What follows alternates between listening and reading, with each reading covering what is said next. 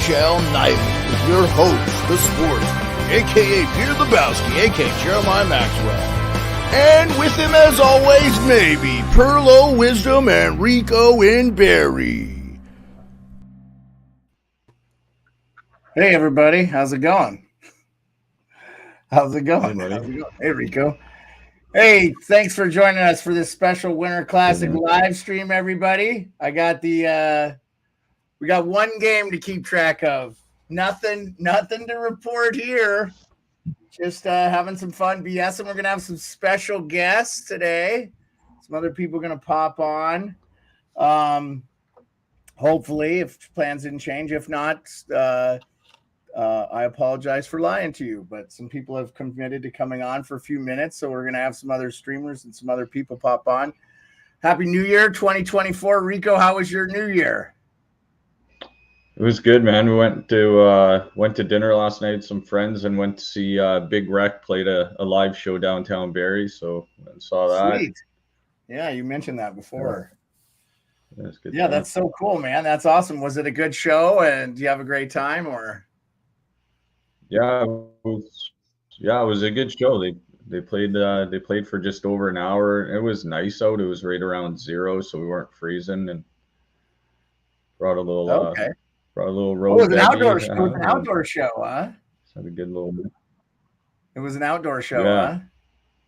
Okay, well, real quick, I'll just say, ours was pretty uneventful. We had a nice evening in the basement with our dogs.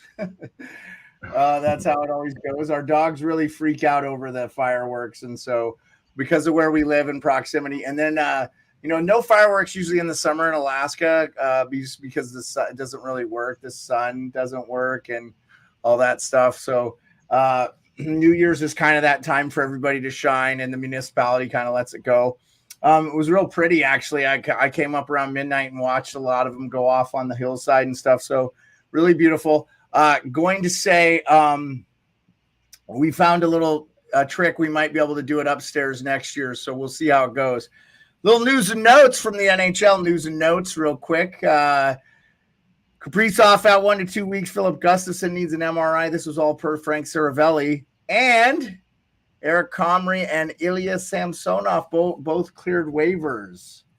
Your Toronto Maple Leafs sends Samsonov down. Kyprios got a lot of heat over the week about the goalie talk, and I guess the front office of the Maple Leafs agreed with him, huh?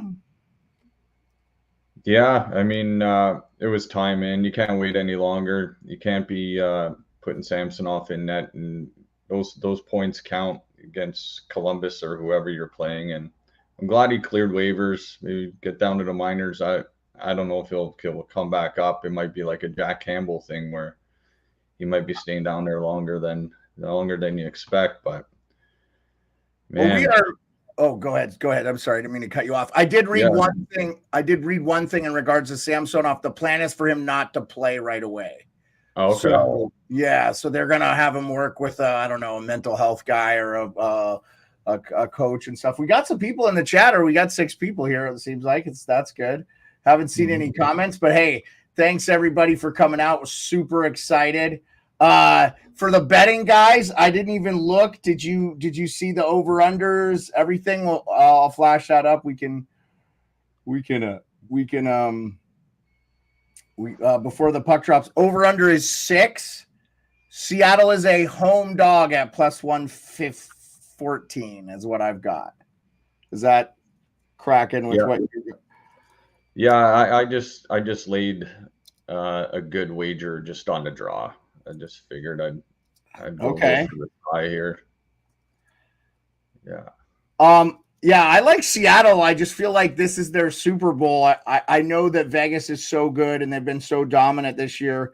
I just have a feeling in my gut that the Kraken are going to win this game, but we'll see. We will see. I have the lines there for those of you that are joining us. Logan, hey buddy, thanks for joining us. Happy New Year. Hope you had a good one. Any other NHL news and notes that you noticed? I was trying to stay up on top of everything that was happening, but didn't. I think we're about to see some trades go, pretty soon. Poppin', John Gibson, maybe. The Maple Leafs going to make a move for a goaltender now. When you started the season, did you think that was an issue for the Maple Leafs? I sure didn't. I didn't either. I mean, just bad timing for Joseph Woll to get hurt too, man. The guy was just starting to come into his own, it felt like, and it sucks. That's brutal. St. Louis kid too, right? St. Louis kid, Joseph Woll. Mm-hmm. Yeah, did you hear Bettman in the preview there said best on best international play is going to be their in-season tournament. So whether they do it through the IHH, I think the NHL should do their own thing. I've been saying for a long time that the best on best tournament should not interfere with what? Yeah, no, I mean NHL doing their own thing, absolutely. I was just looking at the Kraken and the Vegas players getting off their bus. The Kraken players were all dressed like the fishermen with the overalls, and then all the Vegas players were dressed like Elvis. Yep. I think I think Chicklets boys called the Elvis thing. I think they called that. They were like, yeah, if I was Vegas, I'd do Elvis probably. And we'll see. I really would love to see the best on best. The NHL needs that.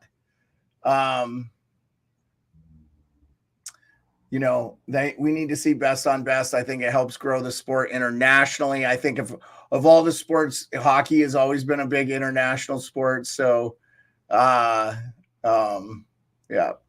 Annie O.D., I think, called it too. She said she called the Vegas guy. I thought the Pikes Place Market guys was a nice touch for the Seattle. That's a real kind of quintessential part of Seattle that a lot of people know, and it just makes sense. So, yeah. Yeah, other than that, Ottawa appointed Steve Staios, a GM, I guess, and Poulin as a senior VP. So I saw they made that official as well, too. Oh, I thought Poulin was okay. So Staios is. I don't think Staios is going to be the general manager, is he? It says here Sens appoint Staios as GM, add Poulin as senior VP. So he's going to be the president and GM. I don't know. Maybe. See, I thought they have yet to name a GM. I might have misread that. We're being inundated by the Golden Knights. I wonder how many people thought I was actually going to show the Winter Classic. Yeah. Hey, I can't sacrifice my almost 250 followers, guys, to being kicked off YouTube. So I've worked too hard for that kind of number. I saw Dave Poulin took over vice president. I thought it was a presidential appointment for him, which again, why do you need a vice president? But if that does make a lot more sense, like you said, if Staios is going to do the general manager work for Ottawa as well as be the president, having somebody like Dave Poulin in there, which, by the way, Dave Poulin, TSN guy, was a analyst for a long time, right? In Canada there. Mm-hmm.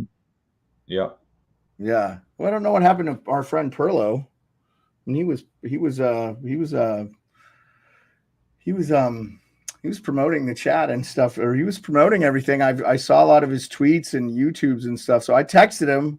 I just said, hey, come with the best picture you can come with, Pearlo. We need to see you. They should show the game in the Sphere in Vegas. How cool would that be? Scar B, that would be cool. That would be cool. Yeah. So they haven't announced next year's Winter Classic. Where would you like to see the Winter Classic? If you could pick one destination. Maybe like in New York City or on Long Island somewhere. So they are doing that outdoor game there this year in Giant Stadium, I think. Between there's two games there. Rangers and Islanders and Devils and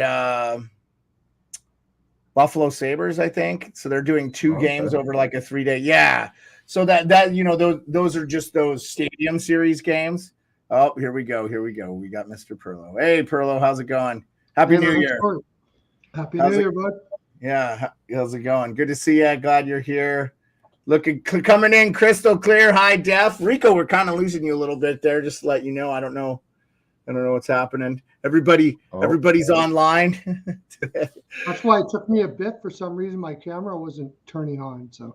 Oh, it's okay. Yeah, you're okay. I was just commenting. I was like, I know he's coming because he promoted the show and super excited about it. I wasn't gonna miss this. No. Yeah, no, it's good stuff.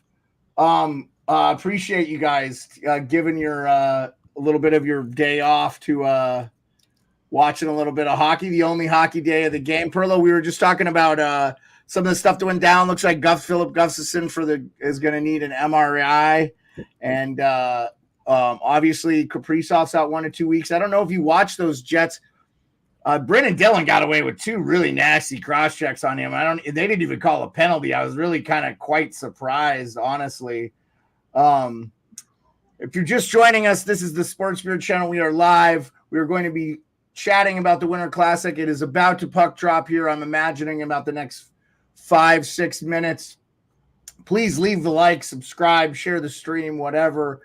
We're going to have a few special guests. We'll have a live and in-person guest, and we'll have a couple online. I've had one person confirm, and I'm hoping the other person can make it. But it'll be really cool. Appreciate everybody coming out and checking us out. We had 6 folks in. Samsonov and Cromrie cleared waivers. We talked about that, Pearlo. Plan is for the Leafs to not play him right away in the AHL and have him work with a like a sports psychologist or something and get his game back, hopefully. But I just heard that about Gustafsson and Kaprizov out too for Minnesota.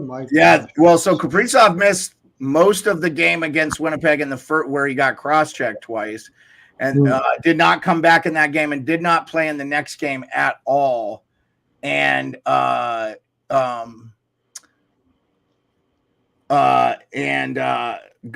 I don't know if he got hurt in the game or he got injured. It was the big blow for Minnesota, obviously. Yeah, it's going to be tough to make it without those 2. Yeah, I mean, I like Marc-Andre Fleury, but he's well past his prime, and it's going to be real hard for him to carry the load. You got to hope. I think they have Jesper Wallstedt in their farm system, so they might be able to bring him up and play him a little bit, maybe a little earlier than they'd like, kind of like Toronto is maybe going to have to do with Hittelberg or whatever he was. Yeah. Got to get our Rico back on here and he'll know for sure. What's your so we're kind of through the first part of the season here. We're into the new year where I expect to see a bunch of moves here in the coming weeks. Who do you think's first to jump on the moves here?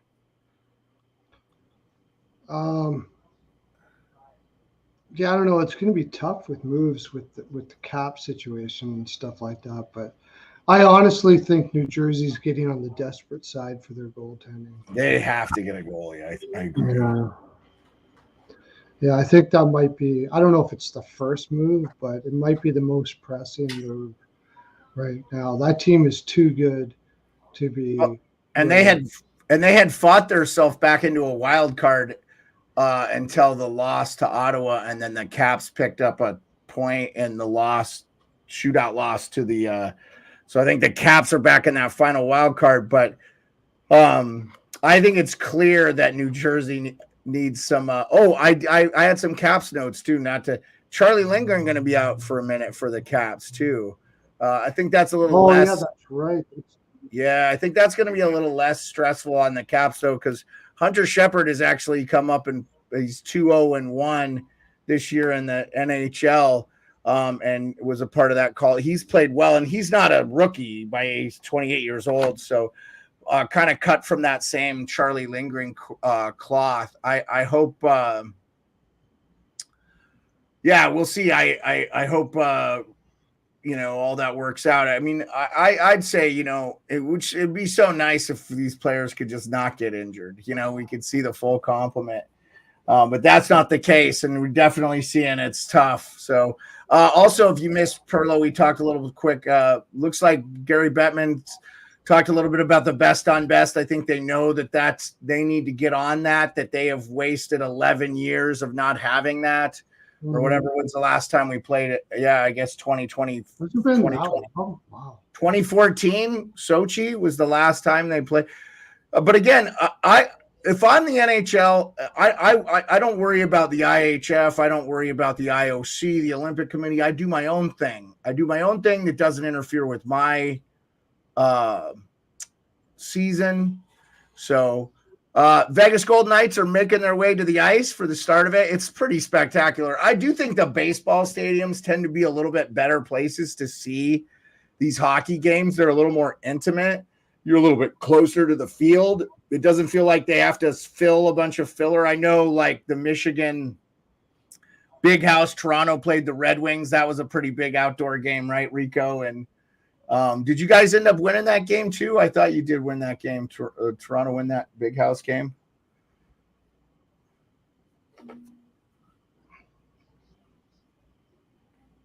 Rico, can you hear me? Which one? The outdoor clock. The one where Toronto played Detroit in the Big House in Michigan, at the University of Michigan, where like 110,000 people could fill that stadium. Am I cutting out a bit? No, you're fine. My little choppy. You're not as crystal clear, but we can hear you fine. I mean, as far as your picture, it's a little blurry, but I can hear everything you're saying. Are you having a tough time hearing us? Let me try and leave and come back in. That might be the best. Okay, sounds good. See you in a second. Did Detroit had like some horrible jerseys for that game? Like they always have horrible. They had the D. I think the D, like the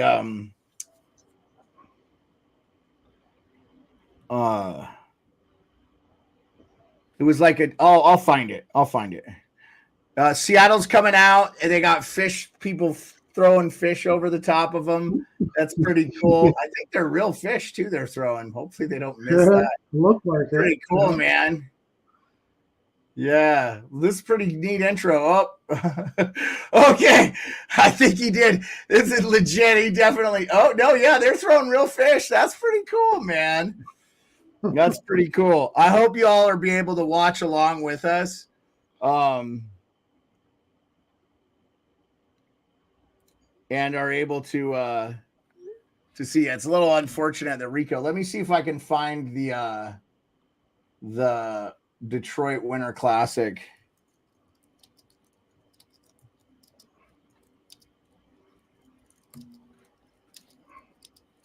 And we'll show that. Okay, let's see. So they've had no, I think that was the one where it had the winged wheel. There we go. Well, so maybe it wasn't that. I know their retro one was really bad, but that one was not good.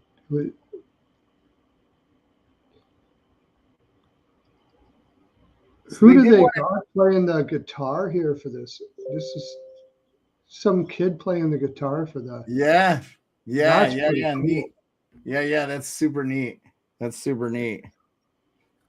I want to say it was this was the jerseys from that Pearlo. Here we go. Let's see if I can pull this up here for you real quick.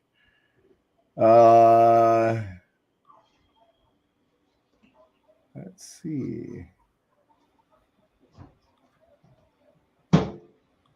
So this was the one right here. I don't know if you can. That was the jersey. Oh, okay. Well, that wasn't too bad then. No, yeah, that was pretty neat. I like that one. That's a pretty good one there. Maple Leafs one looks pretty cool. In fact, the Maple Leafs have kind of gone to that logo a little bit more of that old school logo anyway. So yeah, kind of a neat one. I like that one. Of course, the Caps have played in 4 of them, I think. So, or played, obviously my favorite is one where we beat Pittsburgh. I just noticed there's no snow in Seattle either at all. They don't get snow. They don't get snow. Oh, really? I thought they did. No, they don't get snow in the mountains there, but for the most part, they don't get that much snow, and it's just too warm there. They get a lot of rain. So they get a lot of rain. So Seattle gets a lot of the similar weather that we get in Alaska because of this Japanese Gulf Stream, especially here in Anchorage. Now, Anchorage, we get hit with a lot more snow and stuff because it's cold. It's we're so high on the latitude longitude thing, but in Seattle, they really don't get a ton of. Now, once you start getting in the passes and the mountains there, like Snoqualmie, they get a lot of snow. But down there at sea level, they don't get a ton of snow. Up in the mountains, lots of snow. So Washington itself gets snow, but the mountains, it doesn't. Yes, please. Funny, I didn't even know that. I thought they got I didn't think they got lots, but I thought they got some. It was weird, yeah. Yeah. So, and you look, I think Vancouver doesn't get a ton either. No, they get snow. They get more snow than that. Usually, in fact, I think they have more snow than we do this year. You guys aren't getting a lot of snow there, huh? No. Oh, wow. I took the picture outside here. There's a little skiff. That's it. Are you getting any warm winds coming in and melting? You say you don't get that more. It's more like the Grand we Prairie. don't get the Chinooks. We're it's a stupid warm winter this year. Really warm. It's only -2 degrees right now. What is that Fahrenheit? What is that Fahrenheit for our U.S. viewers? I'd have to look it up. It's pretty warm though. I'll tell you that. For here, anyways. Yeah. We got Rico back. Hey, Rico. Oh, we got the Christmas tree in the background. Everything good? Sometimes you just got to reset the thing. You look a little clearer. Yeah. You look better now. Cool, man. What do you got for point props, Pearlo? I just took them. Chandler Stevenson, Petrangelo, Beniers, and Eberle. I figured Eberle's been in an outdoor game, so. I got nothing, man. I really, these outdoor games, I kind of just let it go. You really don't know what it's going to be. Well, here's the money line, Pearlo. It's a Kraken or a +114 home dog, and the over-under is 6. I definitely like the under in outdoor games. I feel like the scoring is always a lot lower because you never know about the ice quality. I'm with you on that, Pearlo. And then I think there's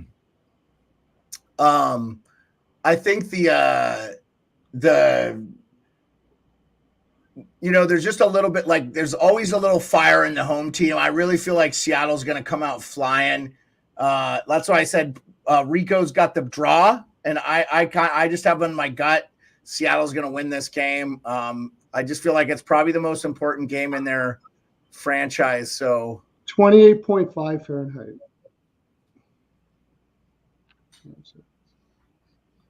What'd you say? I'm sorry. 28.5 Fahrenheit. That's what, +3, +4? So no, that he's in Edmonton right now. He said it's -2, so it's 28 there. So Pearlo, we're about 17 degrees Fahrenheit here today. It warmed up. It's warmed up pretty much. It'll be in the high 20s here today. So, but for here, that's unheard of. We're usually and you get a lot of wind too there, right? Because there's not mountains right there. It's pretty flat. Not as bad as Winnipeg. They call it Winter Peg or Windy Peg. Right. Are they on the scale of latitude? Aren't they actually more north than Edmonton, even though they're a little bit, but I think it has more to do with the fact that they're more east. They're just in a really bad spot coming off the mountains. When the wind hits this area, the Rockies comes down. Yeah, it just destroys. It goes right through eastern Alberta, all the way through Saskatchewan, and right into Manitoba. Well, Saskatchewan's pretty bad as well. Saskatchewan's pretty windy. Oh yeah, man! I've been to Saskatchewan. It's cold as shit there. I remember I used to being work there. on the rigs. I used to work on the rigs in Saskatchewan. We're underway, by the way. Puck has dropped. Underway. I won't do direct play-by-play unless you guys ask for it in the chat, because I really want to hear from Pearlo and Rico. But if anything noteworthy happens, Vegas drove into the ozone right away, but Seattle got it out. Looks like there might be a little bit of an icing call here. 19-19. We're already 40 seconds in. So just to let you know, I did the thing, guys, where I've got the screen right above me, so I'm looking at you, and all I have to do is lift my eyes a small part, so I'll always be staring at you, the fans, all our loyal listeners, all the people that come in. We really appreciate all you. I forgot. I have over 1.5 in the first period in this game. That's the only thing I have. Okay, so you need. I just think they're both going to try to score quite a bit before the ice starts to get, a little bit wonky. So from what I heard, though, it's actually like perfect weather conditions. They've got the roof open, so if it got rainy or crappy, they could actually close that retractable roof there. I'll probably put a live bet in. I just, with outdoor games, there's too many factors to. So what did you put in for props, Rico? I put in Chandler Stevenson, Pietrangelo, both point props, as well as Beniers and Eberle on that top line. Oh, yeah. I kind of just wanted to enjoy the game too. Like, I really like these outdoor games, and sometimes I just like to enjoy the game. Yeah, that's why I took the draw too. I'm like, you know what? I could see. I could definitely see the draw. Definitely, no doubt about it. Well, it's really pretty, whatever it is. Like, they really did a good job here so far. Like, from what I can tell. It looks amazing with the fake like river in the back. They had people in the canoes fishing, pretend fishing and stuff. They built a little chalet. That's very cool. If you haven't been to Washington, like, look, I'm biased. Like 3/4 of my immediate family on my mom's and dad's side lives in Washington, Seattle area. I love that area. I think it's awesome.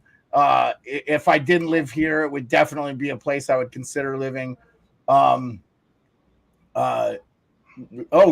Great shot on goal by I would love to see Kyler Yamamoto score. He is from Spokane, Washington. If you didn't know that, he's one of 12 players in the state of Washington. Love to see him do well. And obviously one of my favorite players in the NHL is a Washingtonian, TJ Oshie, born in Everett, Washington.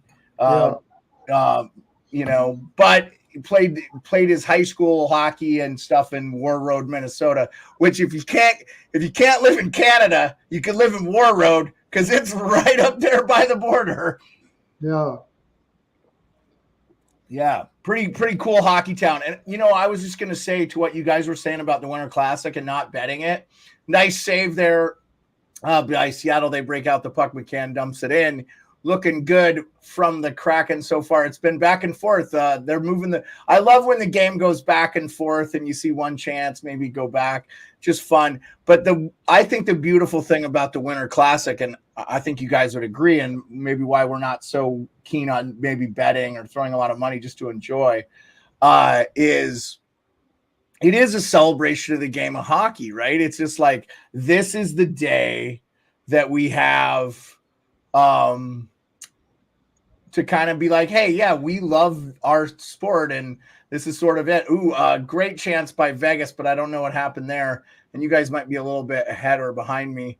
It's a celebration of the roots of hockey, right? Like, I don't know how many kids still play outdoors now, but like I started skating when I was like 3.5 years old, and it was on an outdoor rink.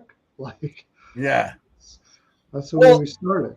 We'll like to hear Biz talk about it, who grew up in Welland, Ontario, for people that don't know. Like, he was like, he wasn't super skilled when he was playing with the kids, but he said he got to try all the fun stuff out on the pond. He mentioned an outdoor park they had there in Welland. Ooh, nice hit on White Cloud by Brandon Tanner. Seattle Fox won right away here. Nice. Am I ahead of you guys? I guess you are a little bit ahead of us. That's okay. Sorry about that. Okay, I'll wait till it happens from now on. That turnover at the blue line. That's okay, Pearlo. Sometimes it gives us a heads up, and I can give a little bit of a play-by-play. Not stressing too much about it. We don't have a ton of people in here, so. Oh yeah, Vince Dunn. By the way, I think he's one of 3 defensemen. He was on part. It looks like deflected by Eli Tolvanen, and Seattle comes out blazing. Like I said, I had a feeling the Kraken were going, and I got the Kraken Winter Classic jersey. I did not get the Vegas one. I wanted to see it on the ice first, and I do like it. It looks nice. Yeah. Oh yeah, I love that jersey. That is like really cool. It's totally different, but still like I really like that jersey. What a great deflection by Eli Tolvanen. Drops it down, beats the goalie far side. I'm kind of surprised Logan Thompson didn't get that with his right pad there. It looks like he was a little bit compacted in net. But either way, the Seattle Kraken are on the board first. Yeah.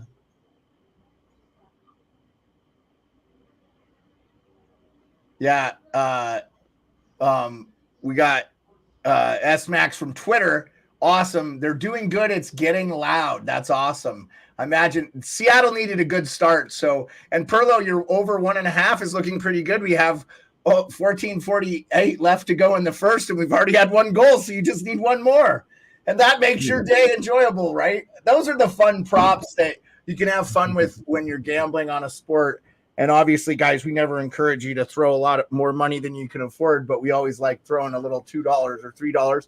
Rico and I are cut from that cloth. Perlo's the money maker, but I don't have much on. I just had a little on that. I would have taken Seattle just because they're at home and stuff like that. Yeah, 10th goal of the season for Eli Tolvanen. Hey, is Eli Tolvanen the best waiver pickup? This prop would have been good. One of them. He's certainly up there. Yeah, I can't believe Nashville let him go like that. Yeah, I cannot believe there has to be no better waiver pickup in the last 10 years. We'll have to reach out to our fans and say, hey, who's a better waiver pickup than Eli Tolvanen's been? And that guy, I feel like he's just scratching the surface as far as Seattle ices the puck real quick. I love some guys are wearing the eye black, Apparently it really does work. I've never had to use it, but it really does work to stop the glare from the ice and the sun and stuff. Yeah. Obviously, they use it in football and stuff like that. Yeah. I'd say Siegenthaler from Washington was right up there. That was a trade. Was it? I thought it was a waiver pickup. Oh, okay. No trade. Okay, so that's not a good example then, I guess. I don't know. I have to think about it. Oh, we lost Rico here. But Tolvanen I was really surprised Nashville just let Tolvanen go like that, the way they did. Yeah, really surprising. Sometimes just guys don't fit.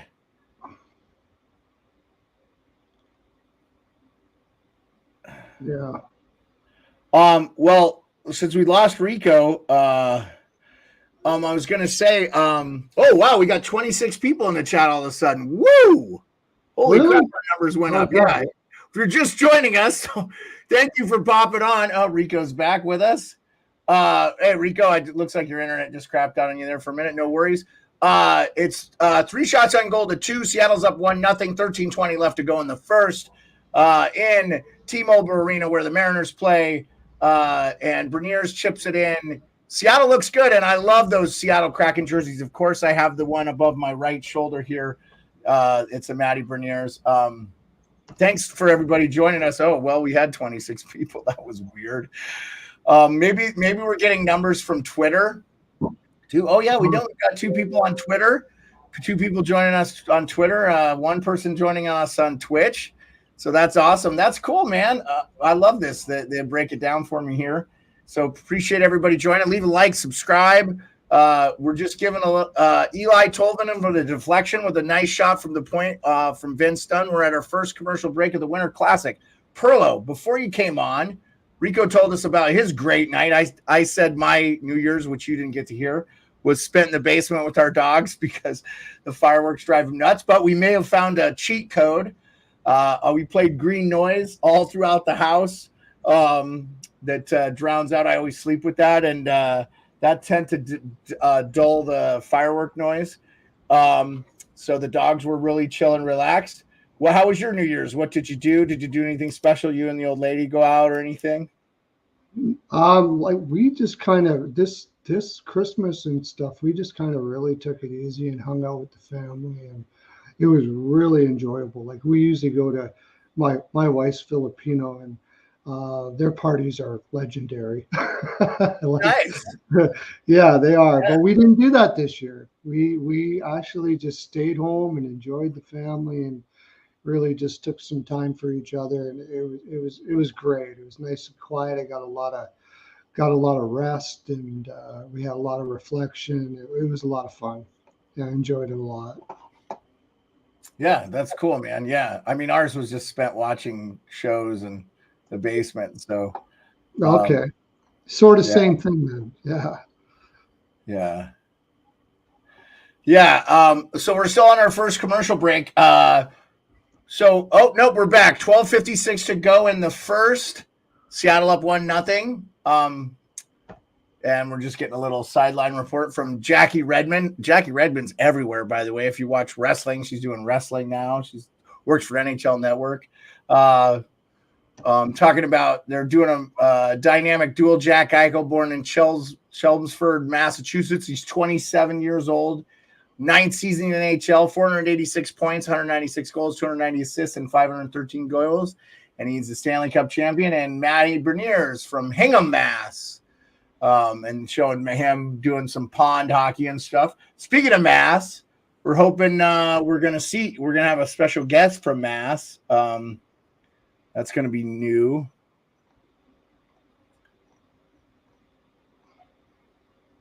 Oh, okay. Oh, you got me. I'm going through Cap Friendly trying to find those good waiver pickups that you're. Connor Ingram was a waiver pickup. Yeah, he's doing really good for the Arizona Coyotes, and another one that was Valimaki. Both they picked up two of them. Valimaki's a really good one.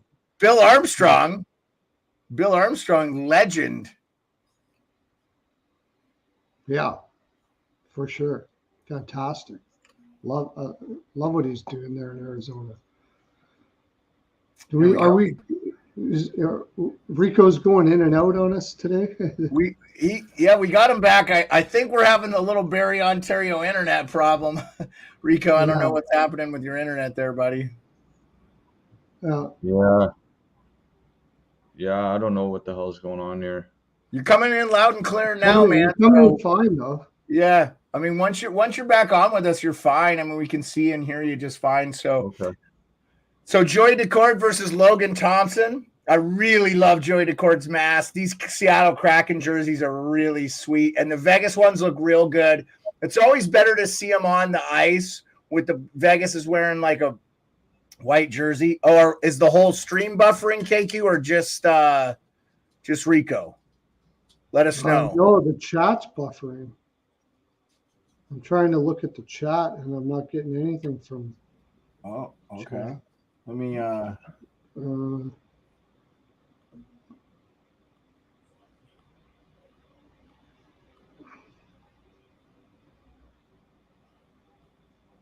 okay. Give me 1 second. Give me 1 second. Let me turn some wrenches here. I'll be right back. Yeah. Yeah, actually, Rico, I worked today, believe it or not. I worked this morning at 4 a.m. So, and then I got to work at 4 o'clock in the afternoon again. Wow. Yeah, we got it does like what I told you. I unload like trailers and stuff like that, and those guys never stop working like they're drivers, right? Semi-drivers, they never stop. They go all the time. So I got a little bit here, but did you see that? I sent that to the my bargain bin special there. I sent that to you, didn't I? Rantanen first goal to score the first goal. I had Rantanen to score the first goal yesterday. Oh, yeah. It was only plus. It actually wasn't that great of a price at plus 550, but we got it. Thank you, KQ. Appreciate you. Is it sounding better now? Yeah, I saw that. I just I didn't. Yeah. Looks like you're coming in fine, Rico. And the chat's working just fine on YouTube. I just wanted to check. We're also, if you're just joining us, please leave a like, subscribe. I'm on YouTube at The Sports Beard, Twitch, The Sports Beard, on Twitter at Beard_sports, and eventually we will be on Instagram Live as well. Just have to figure that out and get that going. I got to figure out how to do any of that. I'll get my channel going again, and I'll do some side stuff. But if I knew how to do that, Well, in Pearlo, let's talk after, and you can use this platform to do that. Cool.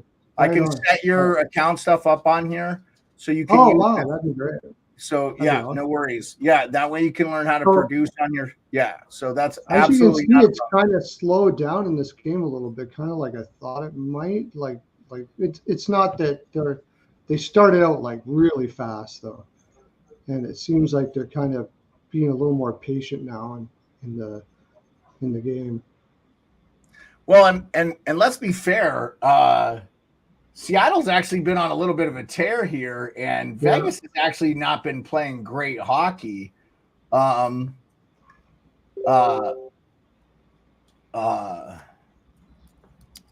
sort of doing what Tampa Bay did in their heyday when they won a couple. Is like they kind of coast a little bit against certain teams, but when they go into games like against LA or like big games like that, they're ready to rock. Yeah, I don't know how much they think about that here against Seattle, but that's what it seems like to me. Does that seem like that to you? I just think they've had some injuries, man. Like every team goes through it. You're going to go through lulls in the season. So Vegas is 5-5 in their last 10, and the Kraken are 6-1-3 and have won 4 in a row. And it's, I don't think it's a coincidence that Seattle's getting healthy. They're getting Burakovsky back. They're still missing Braden Schwartz. So we'll see. I got a bunch of crazy requests today, weirdly enough.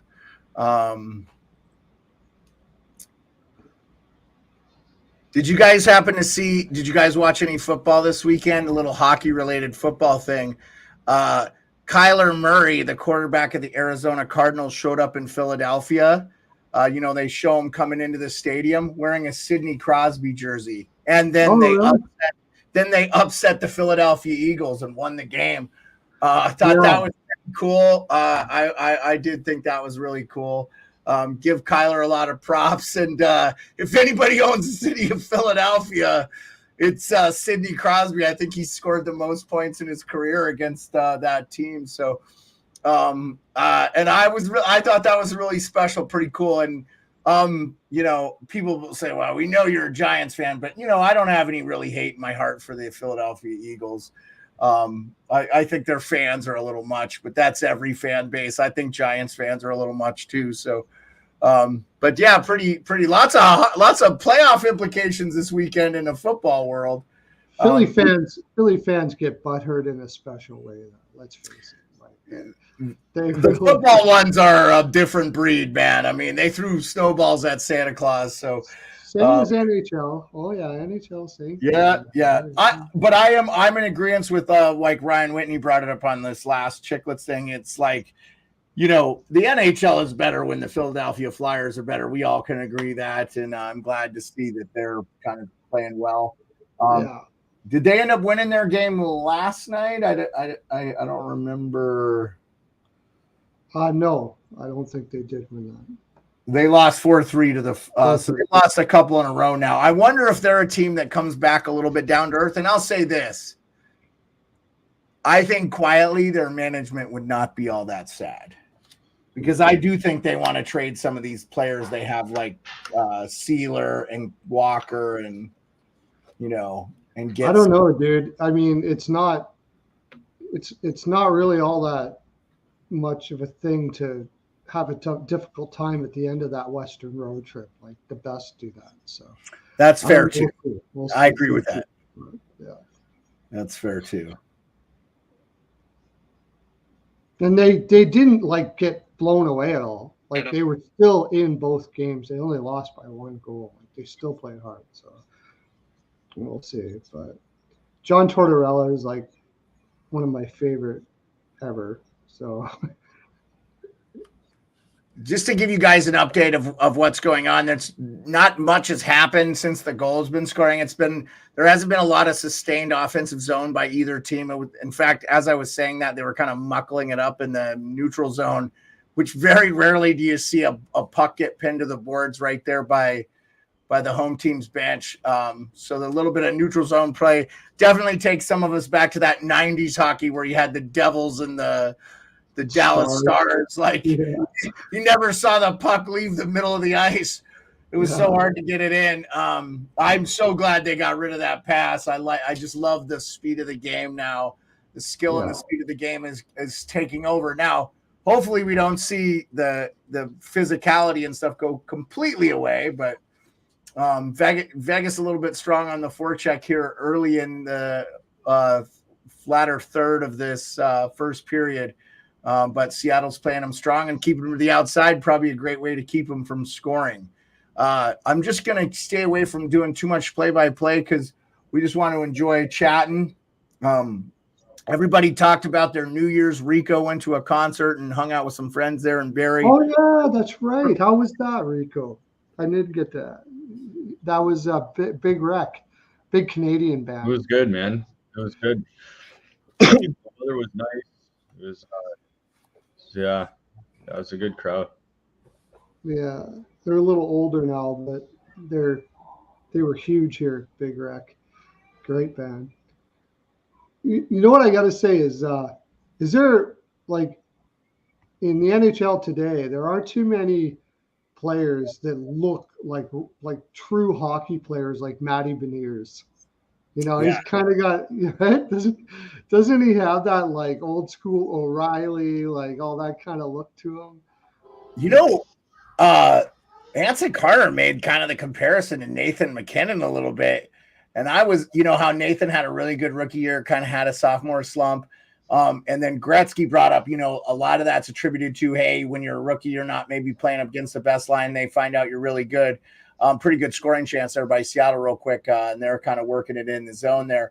And now he's maybe facing tougher matchups. Seattle's getting some nice sustained pressure here too, by the way.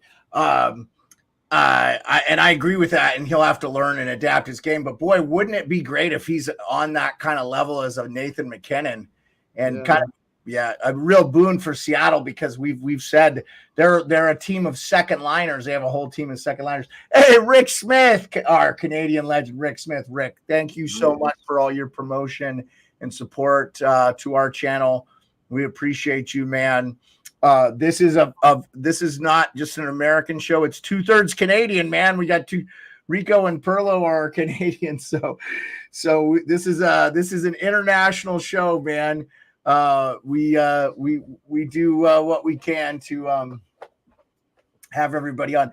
Unfortunate that Rico's having a little bit of internet problems at the beginning of the new year here. I don't know, Bell or what's the Rogers? Get your stuff together there and Barry. I was the one having problems, and now all of a sudden I'm not having. It all looks good now. All of a sudden, you look crystal clear, man. I think we found if you're too close to your router, it might actually affect your stream in a bad way, which that can happen. It's Wi-Fi is a weird thing using Wi-Fi.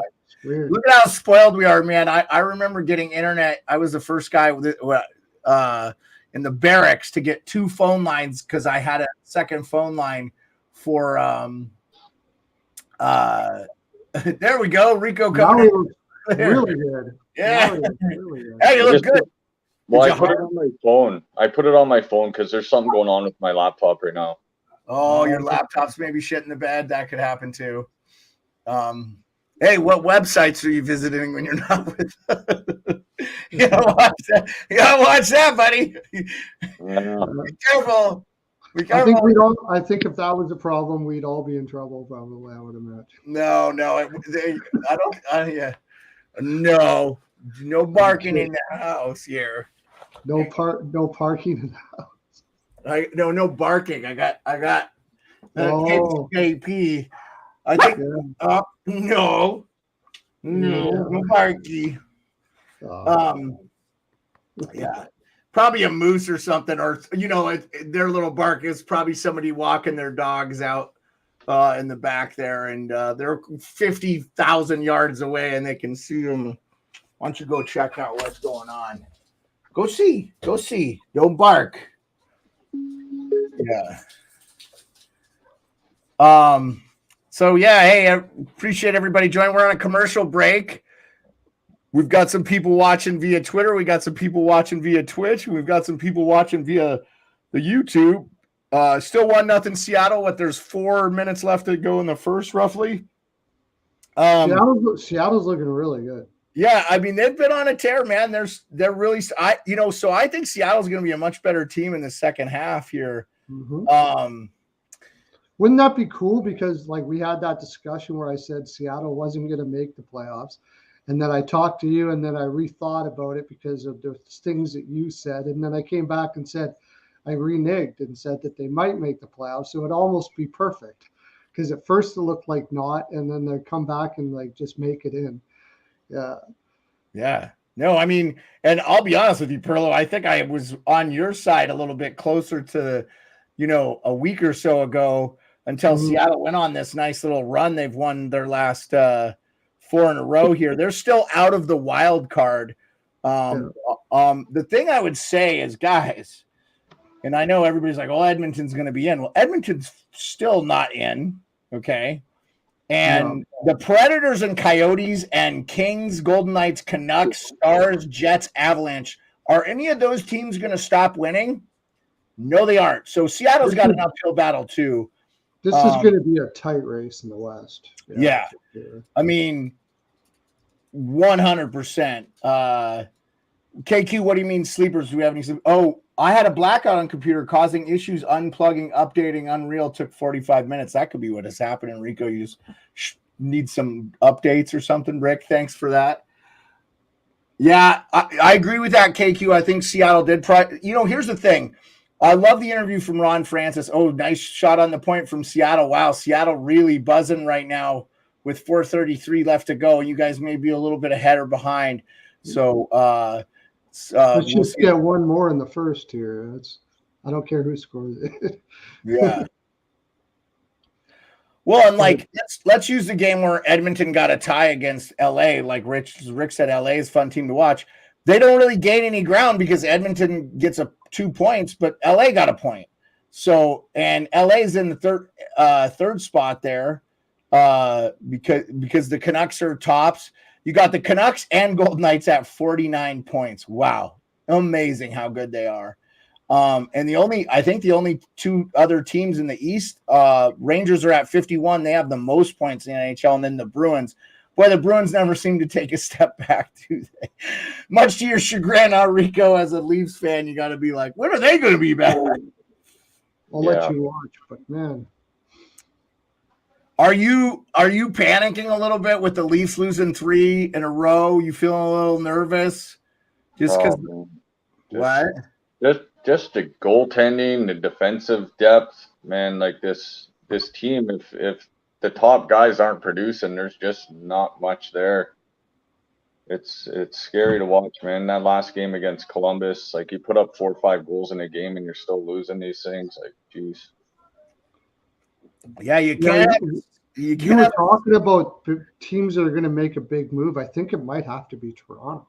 They have to get a goalie, right? The Leafs have to get a goalie. They got to do something. Like Yeah. their defense is not good enough. Even if they get like some of the guys back, they're not. Their defense is not strong enough, and certainly not their goaltending. Like I don't know. I don't know what they can do though. They're right up to the cap. Like who's Toronto going to move?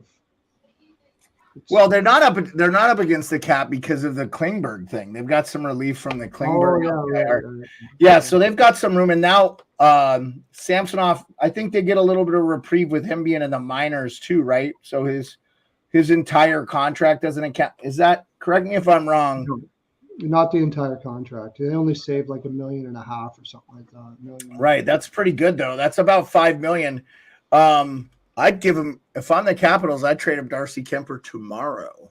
Oh yeah, but I don't think that's really helping him out too much. Kemper's really struggling this year. No, he's actually done pretty well, Pearlo. He has above a 904, I think, this year. We're just not scoring in front of him. I'll have to do the statistic research, so I'm not lying to you. How long's Charlie Lindgren out? Yeah, I don't know. It sounds like it could be a bit. We'll see. We'll see here. It's going to be an interesting thing here. 2:42 left to go in the first. Seattle still up 1-0. 8 shots by Vegas, 7 on by the Seattle Kraken. Been pretty good. Not a ton of offensive zone time for either team. Definitely, I would give a slight edge to the Kraken. Of course, they're going to come out buzzing. They're at home. And they've been playing some good hockey, and I'm impressed so far with what we're seeing from them. And you know, Vegas hasn't been world beaters their last 10. They're 5-5-0. And we know they went through a little bit of a stretch where they were losing to some teams. They did. Oh, bad turnover. Almost a score there by Jack Eichel. Ripped somebody off in the middle of the game quite a bit. And you see that quite often from them. Oh, we got Rico back. We got Rico times 2. Sorry, man. Oh no, I got you. I got you. I can take you off. You just have to disconnect yourself. Yeah, back in action, Rico. So for Darcy Kemper, we could just look at let's see here. Let's look at goalies. Regular season, all teams.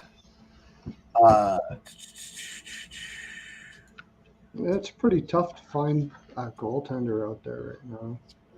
It's like, I don't.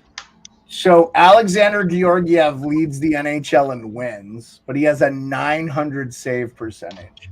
So sometimes wins don't mean that much if you're not saving the puck. And we've been saying, hey, Colorado is struggling. What's missing there? Hellebuck second, 919. Chris Drieger of the Seattle Kraken leads the NHL in save percentage, 974. Now, that being said, he's played one game and he got it. So I think Valimaki could be available, but I mean he's not having a strong year. No, the Ingram's kind of taken over spot 1. So some top save percentage guys. Columbus Blue Jackets, Jet Greaves, 2 games played, 934. Yaroslav Askarov. By the way, Pearlo, you were incorrect. He's having a fairly good year by AHL numbers. I didn't say he was having a bad year in the AHL. Okay. He's having not bad. No, I didn't say that. But he is 1-1, 1-1 with a 934 or 943 save percentage for the Nashville Predators. Charlie Lindgren for the Caps of any note. Aiden Hill, Charlie Lindgren, Jeremy Swayman, those guys have all played over 15 games, all in that 930, 928 for Charlie Lindgren. So just Hunter Shepard for the Capitals, 3 games played, 926. That's why I said I think the Caps could probably afford to trade. So my ideal person for Darcy Kemper, my ideal team, he's an Edmontonian kid. Trade him to the Oilers. The Oilers could use him. Wow. We got to, okay, then you're going to have to take Campbell back or somebody like that. 'Cause he's Yeah, making, yeah. isn't Kemper making $6 million a year? 5 even, I think. 5? Yeah. I mean, one thing with Kemper is he could handle the workload. He could handle the shots. Like he can play a lot of games for the Oilers. Like he's a seasoned guy. Yeah. I said Jordan Bennington. Jordan Bennington only a 900 save percentage. I said Jordan Bennington to now St. Louis not been great on the defensive side of the puck there. But Vejmelka is 902 with 16 games played, 14-6. 14-6-7. So he's lost some overtime games. So he hasn't been awful. But in comparison, his counterpart, Connor Ingram's is like in the top 10. So, I think if you gave Vejmelka like some really good goalie coach, like I think he still has upside yet. But oh yeah, I think Vejmelka is going to be a hot commodity here. So we're over the first. The first period ends. Still 1-0. Boy, Jack Eichel had a grade A chance when he ripped that puck and had a little almost mini breakaway there. But it's been a good game. Been chippy, been a little physical, but fun game, man. You know, I expected a lot from Seattle, and I think it's really good for them and their psyche that they scored the first goal. Any thoughts, you guys? I know, Rico, you're trying to juggle fixing your stuff, but what are your first period impressions? It's kind of exactly how I thought it would play out. I think Seattle was going to come out, dictate the pace of play a little bit. Game slowed down a little bit in the last half, but not for a lack of chances on both sides. So, I mean, the game looks pretty even so far. I'm liking the draw. yeah, I might actually now you probably get a better price on the draw for a live bet right now. I might throw that in. No, because since Seattle's already up 1, but it's not a bad deal. Didn't get the over 1.5, but that's okay. It's just a really. Yeah. You didn't get the one.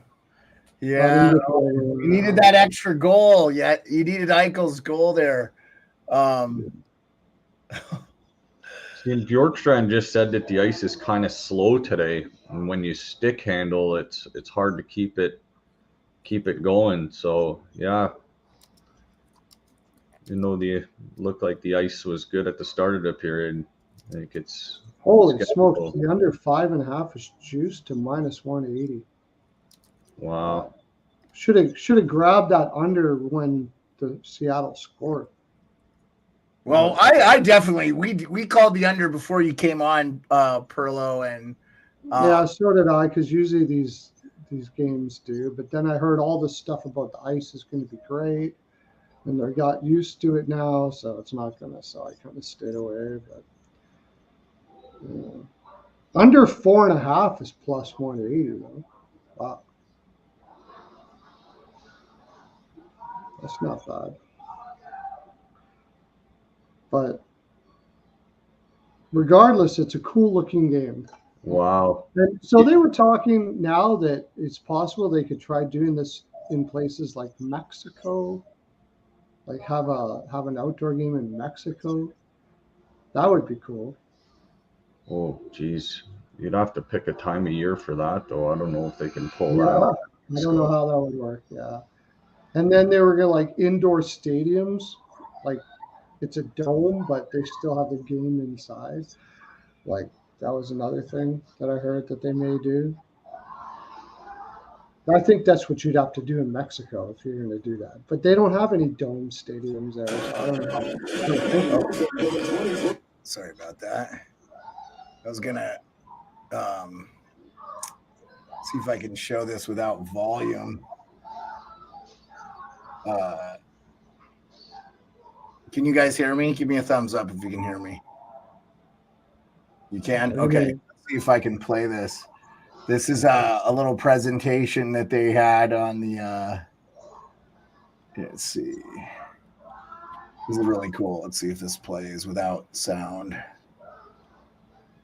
Oh, I watched that this morning. They're going in, doing a little.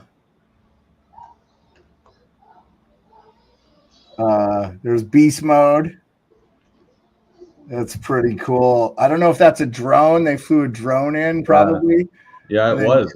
I watched this morning. It was kind of anyway, cool. I don't want to show too much of it, but that is from the NHL's Twitter. At the Twitter, if you want to watch that full 239, they have a full 239. Anyway, Yeah, I watched it this morning before the Yeah. game started. Yeah, it was kind of cool. Yeah, gonna be a fun time. This is great. Like I said, I always love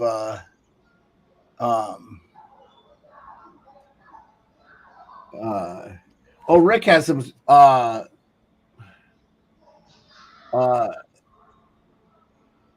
yeah, I don't think it's that cold there, Rick. It's probably but everything I've been told, it's really nice weather for an outdoor game.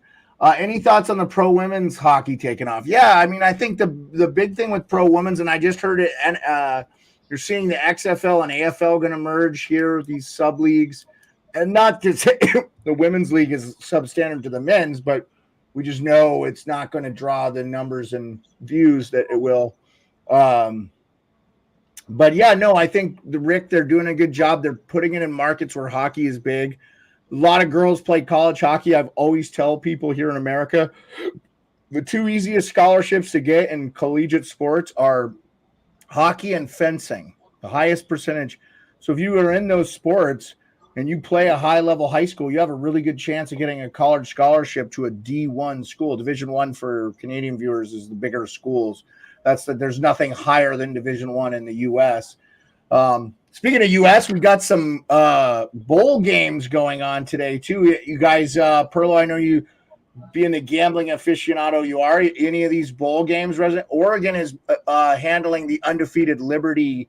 That Liberty went down and scored on the first possession they had, and then they missed the extra point. And those were the only points they got in the game. So 45-6, Oregon still winning, only 2 minutes left to go in that game. Tennessee is stomping a mud hole in Iowa's ass and walking it dry, 35-0. That's only got 4 minutes. But huge games today. We've got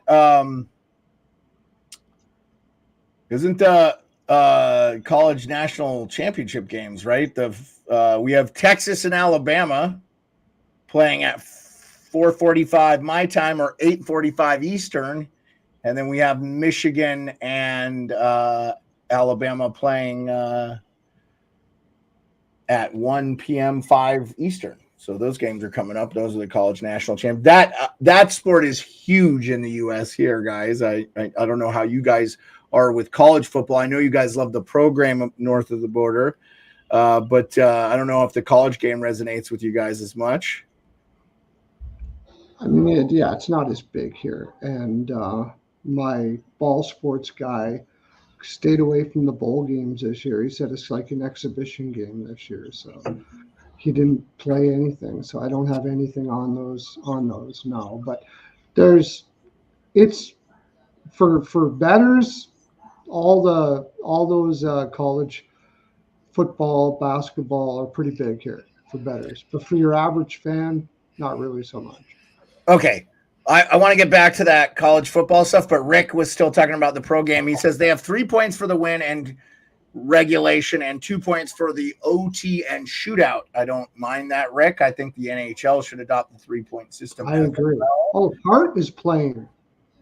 Hart is playing right now. Hart is playing. They have Hart. You didn't know Hart was playing? Yeah, they got Hart out there. Yep. I think actually you mentioned it. Can you wait? I'm going to turn this up a little bit. Yeah, why don't you mute yourself and you can crank up Hart. Yeah, crank up Hart. Give Hart a listen to. Who doesn't love Hart? How do I get you alone till now? Dude, they're amazing singers. Yeah, we love Hart, and they are from the Seattle area. Kind of the original OGs. I would have loved to see. Maybe we get a little Eddie Vedder thing too. They also have, if you score on the PK, the penalty is over. It is new. I kind of like that too, Rick. I'm a big fan of that too. Yep, and we knew Hart, and Rick's letting us know that Hart is playing at intermission as well. Are you out there listening to? I wonder, are you out there listening to the Hart there? So,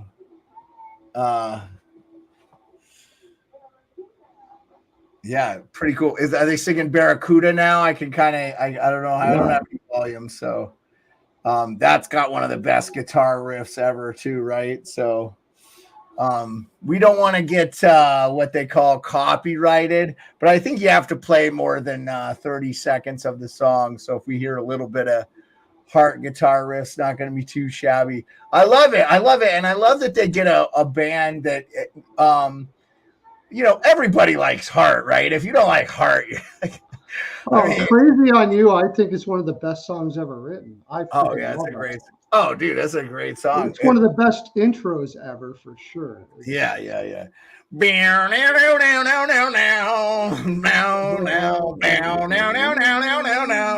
yeah. I mean, love that freaking song. Yeah, they can play, man. They can play. They're a legit rock band, man. So,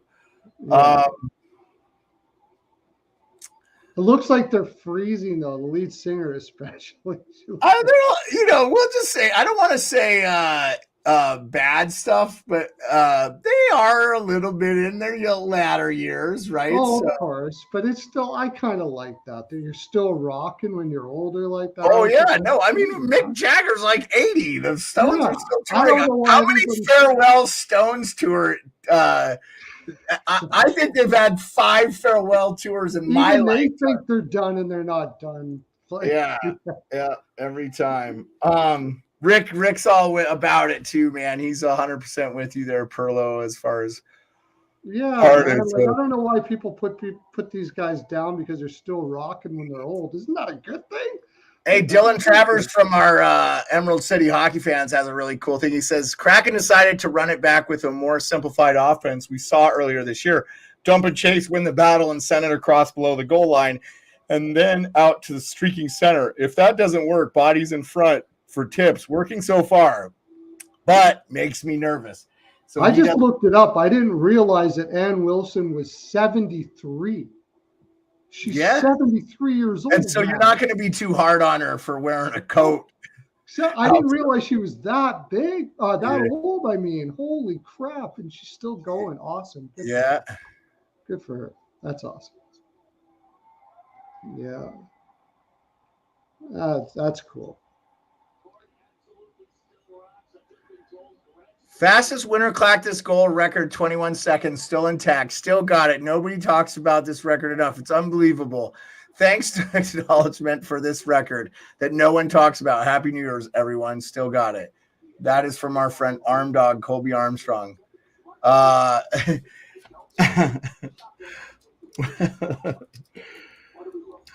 my thought on, I just really, really would be cool if they put hitting in women's hockey. It just would change everything. I mean, there's physicality in that game, though. I think it's kind of hard to kind of say that they don't have hitting, right? Well, I think it's very easy to say. I mean, hitting, like women's rugby. I watch women's rugby all the time. No, but I mean, there's hitting in those games. It's the same as a men's game. There's. I mean, I've watched a lot of U.S. Canada women's games. It feels like there's hitting in those games. I don't know. They feel very physical. Yeah, they should be allowed to check. I agree. They shouldn't be allowed to what? No, I think they should straight up hit. No, I mean they should be allowed to check. They should be allowed to. Yeah. Why would I say no? I just said I want more physicality in the NHL. Oh, okay, yeah. I thought I heard you wrong. Yeah. Speaking of physicality, did you happen to see the Alex DeBrincat Roman Josi fight? And DeBrincat won that fight. So Rick says I have seen them play for Led Zeppelin, and Bottom son was I think you're saying John Bonham. John Bonham, Jason Bonham, which by the way, Jason Bonham, I think is in his 60s, was the drummer. It was a tribute to Zepp. Yeah, yeah. I remember that. I think that was a Rock and Roll Hall of Fame performance. Yeah. That was amazing. That was amazing. Yeah, Heart's incredible. Yeah. I love that like Dave Grohl was a big front runner for getting Rush into the Hall of Fame, and you know, like they're such a great band. Yeah. And did Geddy Lee pass, by the way? Did Geddy Lee pass? One of the Rush guys is not with us anymore, right? Was Neil Peart? Neil Peart died. Neil Peart passed. I Yeah. think Geddy Lee's still going, but Neil Peart, probably the best, greatest Canadian band, at least as far as popularity internationally of all. Oh, I don't think you can argue. Yeah, Geddy Lee's still alive. He is 70 though. North York, Ontario's own Geddy Lee. I've heard people of like from his neighborhood. He'd be out there all in black mowing his lawn with like a push mower. You just gotta love it. Yeah. Yeah, but I know what she's talking about. Like, Ann Wilson did, and what was it? Stairway to Heaven, or I don't know what it was, but I mean, she did an amazing version. Amazing. Got you back, Rico. Got you back on. He took a little. By the way, if you need to take a food break or anything, we're gonna have at least one guest. One other is confirmed, but he wasn't gonna come before the second or third. I may have given it away, but we're gonna have. I reached out to several people to say, hey, would you like to pop on for 5 minutes and just talk about, you know, the game and whatever. I'm gonna have just to let you know, I'm gonna have to bolt out at 3:45 here. So, but it should be not much. We're what? It's 2:15 there now, right? So you got about an hour. We got about an hour and 45. I expect the game will be over before then, unless we get like an overtime. Pretty close. Yeah. So the Biz. You guys see Wayne Gretzky went and watched Hart in 1976, he said, in Toronto. Oh, did he? He said he went and watched Hart in Toronto. Yeah. They said that before they went to break. They're like, Gretzky mentioned it to us that he went and saw Hart in 1976 in Toronto. I wish I would have saw Hart live. Yeah.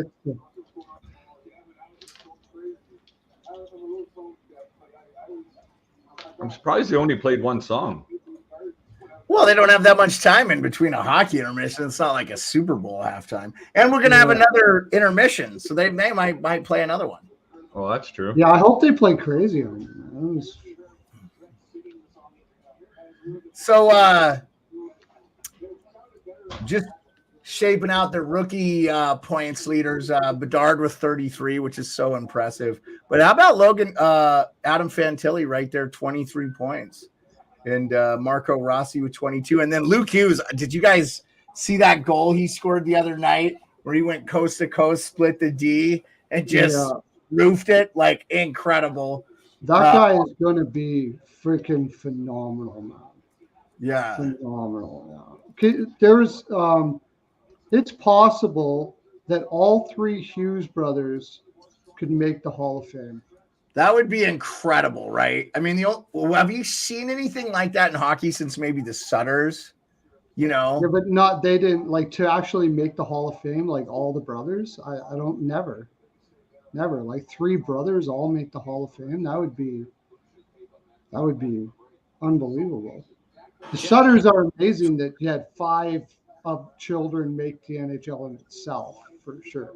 But 3 brothers all make Quinn likely, very likely. It's all and the way Luke is looking, I think it's very possible, as long as nobody gets injured, that they all make it. Jack for sure. That would be cool. Quinn, by the way, leads the NHL in points for defensemen with 45. He's tied for first in goals with 10 with Rasmus Dahlin, and he has 35 assists, and the only guy close to him is Cale Makar. Makar's right there, though. He's only 4 points off the lead. Nothing against Makar. I would love for Quinn Hughes to win it this year. Makar's won one, and just if he stays on this pace, obviously. Your points leader in the NHL, is Nikita Kucherov. Boy, every time I watch them play, he gets a point, huh? And then McKinnon not far behind. Do you think this is McKinnon's year to win a Hart Trophy? I think so. I think he's pulling this team together single-handedly on that line and on that team. I know when Landeskog first got injured, he had a hard time maybe playing without him and happened to take on that role as a leader on the team. So and the guy's going to be right there at the end of the year in the MVP talk for sure, I think. As long as Colorado makes the playoffs and they secure that number one seed, or at least they're making the playoffs. Yeah, they're making the playoffs for sure. Well, when you consider that they're not all that deep up front too, right? So that'll go a long way for him to win one. It's hard not to look at Cooch though either. I mean, you got an older team, and like either one of them, you couldn't really argue with. And Hughes, we were just talking about Hughes in Vancouver. I mean, kind of hard not to look at him either, right? Yeah, I really hope he wins the Norris this year, but we'll see. Again, I would like to see them do like a Bobby Orr, like best offensive, and then like a Rod Langway, and then you just do a Norris as like the best overall defenseman. You keep that trophy, but I really do think that they should have. I mean, we have a best defensive forward. Why don't we have like a best defensive defenseman? The only thing I don't like about that is it takes away from the possibility that the best defensive defenseman wins the actual Norris. Why wouldn't? And I think that should happen. Like maybe I think that they should look a lot more at like just not on points necessarily to win the actual Norris. Oh, I agree. I don't think Carlson deserved the Norris last year. No, I don't either. I agree. That's why I say you create the Bobby Orr for the best offensive defenseman. You create and the then best. Whoever's got the most points gets it, and then the best defenseman. Okay, that way you're saying. Yeah, so the Norris is the best overall defenseman. I see. Everybody says this guy is shut down, but can score you some points. Maybe he didn't lead the NHL in points, but you feel like, yeah, I would go with Bobby Orr. I know Paul Coffey, Rick said Coffey or Orr. I would go with Rod Langway for the best defensive defenseman. You're honoring some franchises that have had some great players, and all these guys are still alive too. I think it doesn't hurt to celebrate these guys that helped build this game and do a great thing. And there's an argument that the Selke should be changed to the Bergeron. Was he won it like 9 times or something, 6 times? I wouldn't disagree with that. I don't think anybody would be like sad about it. I definitely people that hate the Bruins wouldn't like it. So I even think people that hate the Bruins don't hate Bergeron. How do you hate Bergeron? I mean, you got to. You don't like human beings if you're not a Bergeron fan. He's pretty awesome. I have a Patrice Bergeron jersey in my guy's a legend. The only thing about the Orr is he also was the best defensive defenseman of his generation too. In fact, he was the best defensive player. He was the best offensive and defensive player of his generation. That's the reason why my dad says my dad thinks he's the best of all time. And I don't like to get in that conversation because when you're talking about Hal, Gretzky, like any one of them, I'm not going to argue with you. Like they're amazing, right? But yeah, they could call the Art Ross the Wayne Gretzky, and no one would ever care. Exactly. Yeah. Yeah. Right. I mean, I think you keep the Richard because of how most block shots trophy would be awesome too, Rick. I would love that for a guy. That would be a good award. You're rewarding somebody for something that's not fun to do, but you get a trophy. And who's it? Well, that would be basically the best penalty killer award, which I would agree with. There's something that they should do because you could do best PK.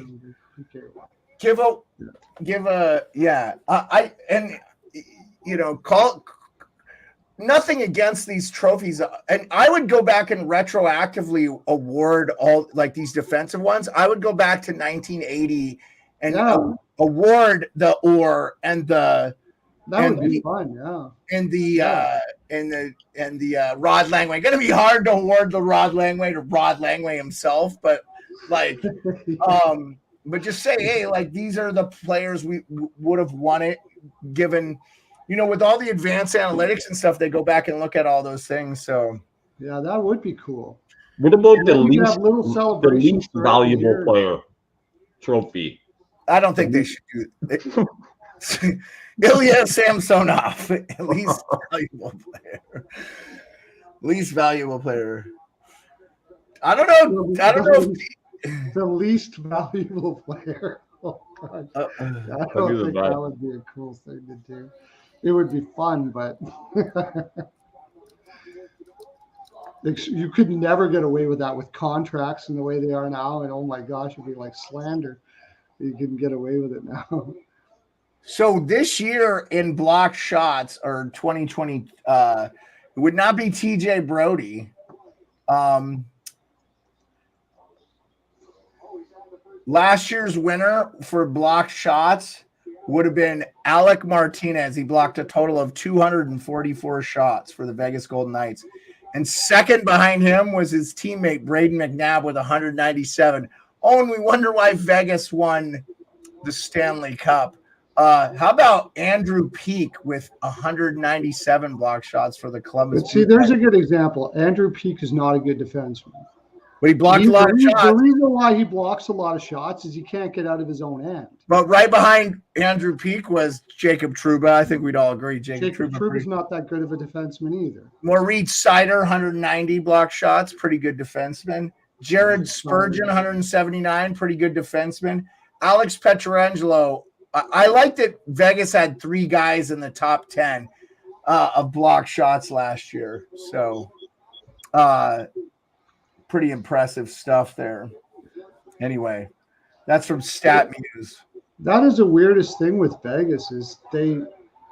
Oh, I mean, Alec Martinez Seattle just scored again. Okay. Yeah, I should be talking a little bit about this game. I'll give you live play-by-play since they scored. Seattle chips it in. Looks like Bjorkstrand goes in after McNabb. Turnover at the mid-boards. From the point, deflected, kicked out by Logan Thompson, and then it's a slapper from Will Borgen. Will Borgen. Look at that slapper. That was a clap bomb, man. Borgen had like an out-of-body experience there. Yeah. Will Borgen, if you had Will Borgen to score today, I bet you got 10,000 odds on that. I bet you got plus 10,000 for Will Borgen with the clap bomb, just to be clairvoyant. I honestly didn't even know Will Borgen existed. Oh, really? Yeah. Will Borgen, Borgen, Will Borgen. Started in the Sabres, got picked up in the expansion. Yep. Number 1 in your programs, number 3 in your heart, number 3 in your heart, number 3 on your program, number 1 in your heart. That was his first goal of the season too. Yep, 13 shots on goal for Seattle. Seattle is winning 2-0, 17-20. Let me reach out to some of our friends.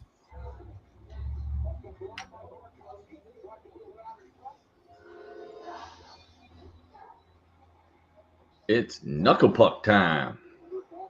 Yeah, knuckle puck.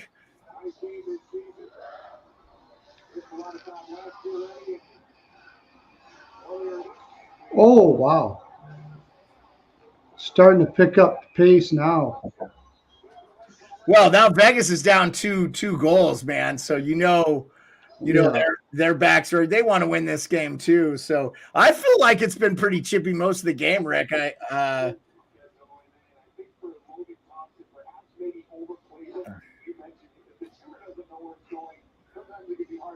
Oh, that's why. It was a rolling puck to Borgen. Yeah. Like he didn't know where that puck was going. Well, he just popped out on his stick, and he did a good thing. You throw the puck to the net. That is, it's rolling, but you throw it at the net. And honestly, that's one you want the goalie to stop anyway. He caught him under the armpit there, as it was a little bit of a fluttery puck. But Thompson's really struggling this year. Probably why I should have took Seattle instead of taking that over 1.5. But that's all right. Well, like I said, I said before the stream, Pearlo, you weren't with us at the beginning because I know you were getting your stuff set up.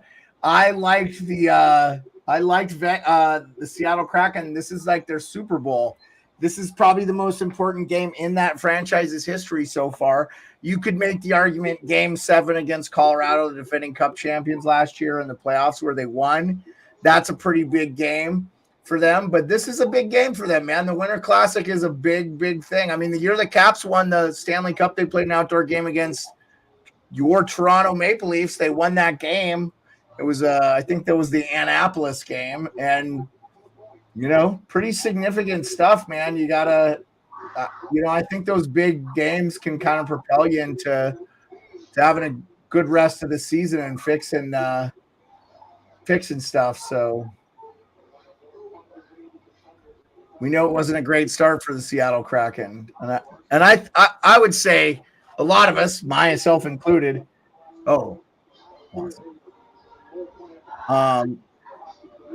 wanted to see them make the playoffs again. But blessing in disguise. I am getting a little audio from somebody's feed. You might have cranked it up for the heart. Make sure we're not getting too much audio interference there, guys. Nope. Oh no, here I can tell you who it is. Pearlo, I think that is your feed, my man. Getting a little television audio from you there, Pearlo. Yeah, definitely. I got to turn it down. Sorry. Yeah. Sorry, yeah. You cranked it up for Hart. Yeah. Cranked it up for Hart because he's wanting to hear crazy on you. 17 shots on goal for Seattle. It's 2-0 Kraken. I think I have the score updated there. Pretty good stuff, man. Also, kind of boring for our stream as per norms. We usually have 9, 10, 4, 3 games going on at the same time when we're talking about hockey and just trying to get you guys involved. Seattle winning 2-0 with 14:40 left to go in the second. What do you guys? Is it on Sportsnet in Canada? Is that what you guys are watching it on? Yeah, I'm streaming it on TNT. TNT. It's on TNT. Okay. You're watching the TNT feed. Okay. Yeah. Yeah, getting the TNT feed. Who's calling the game for TNT? Is that Kenny Albert? Yeah, and Olchuk. Oh, okay. Eddie Ole. Eddie Ole is now the color guy for the Butchergross is down on the ice level. Who is? Butchergross. No, Butchergross. Darren Pang. No, Darren Pang. John Butchergross works for ESPN. So they were talking to him earlier. They said, "How's the ice down on ice level?" Bucci, Darren Pang's there too. They have Bucci doing it. Yeah, he's down there with Darren Pang as well. Dude, I did not see that. Butchergross works for ESPN, so that's interesting. Yeah, I know, but all I know is they talked to him because they said, "How's the ice down there at ice level, Bucci?"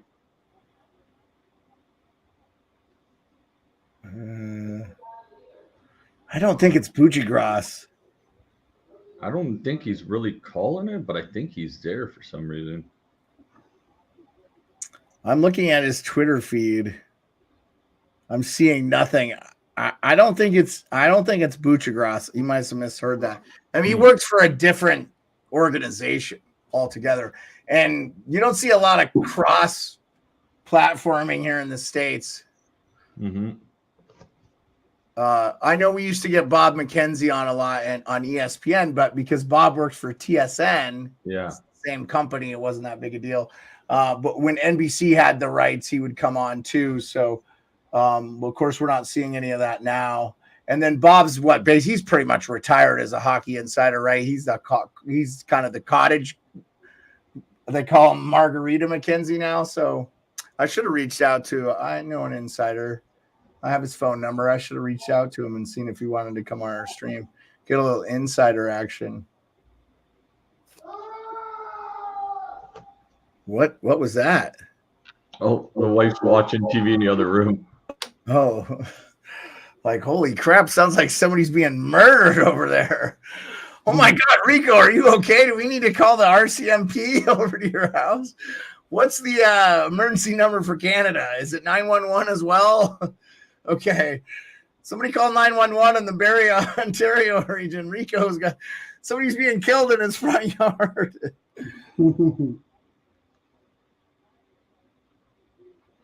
Oh, Vegas almost on the board. Would love to see them in this. Yeah, we want a good game. Wifey's going for the Vegas Golden Knights. She's a fan of the Vegas Golden Knights. Feels like Vegas is more of a fan, like for the fans, and Seattle's a little bougie and expensive. But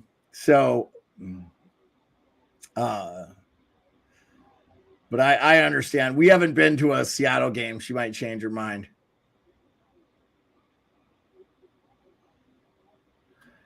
$12 left in the second, 2-0 Seattle, 15-13 shots on goal in favor of the Kraken. Kraken have played well, man. They're just not making a lot of mistakes. That should have been a penalty by whoever dumped Tanev. That was kind of a dirty play there after he dumped it in. I don't like that very much.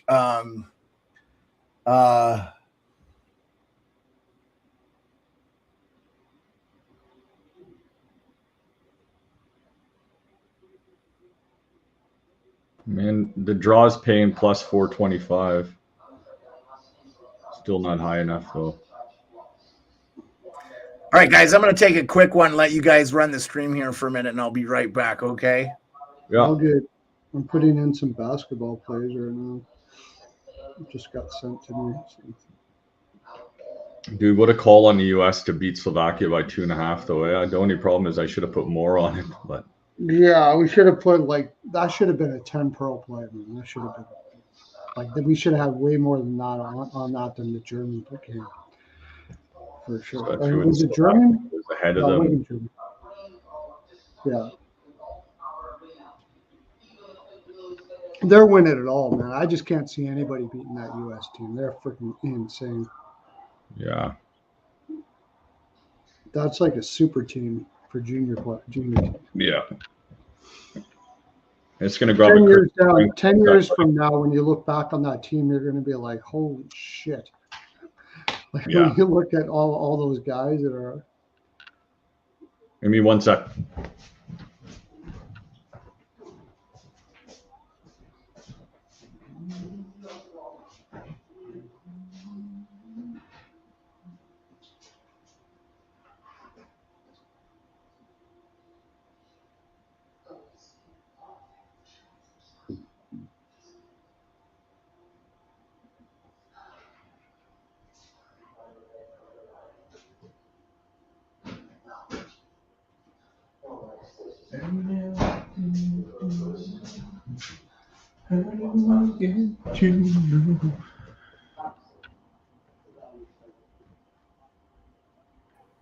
All right.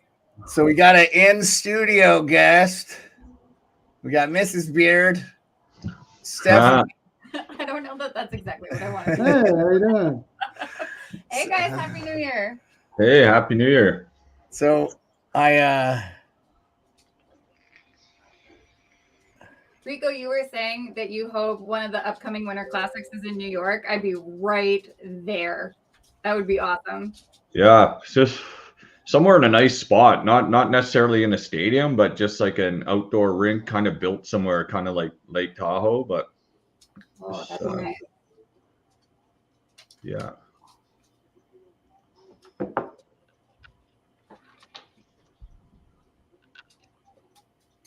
Well, they did the Lake Tahoe thing once, so hey, Tim York, afternoon. Thank you. Happy New Year to you, Tim. Thanks for joining us. I think it's the first time I've seen you in here. Leave a like and subscribe. 2-0 left. Goose, Perlo. Huh? That's Goose. Perlo's in the chat. Nice. Oh, is he? Oh Yeah. my God. Goose. Yeah, He's we from Calgary. He's a buddy from Calgary. all right. Calgary, we dropped the flames. Calgary Sure. Goose. Nice. So yeah, Stephanie's a big hockey fan, man, and so I love how you guys know she's a New York Rangers fan. Of course, he's representing. If he's got time, I imagine he would come on. He likes to speak. Well, shoot him the link. Shoot him the link if you want. You can shoot him the link if you want, guys. Either one of you, go ahead.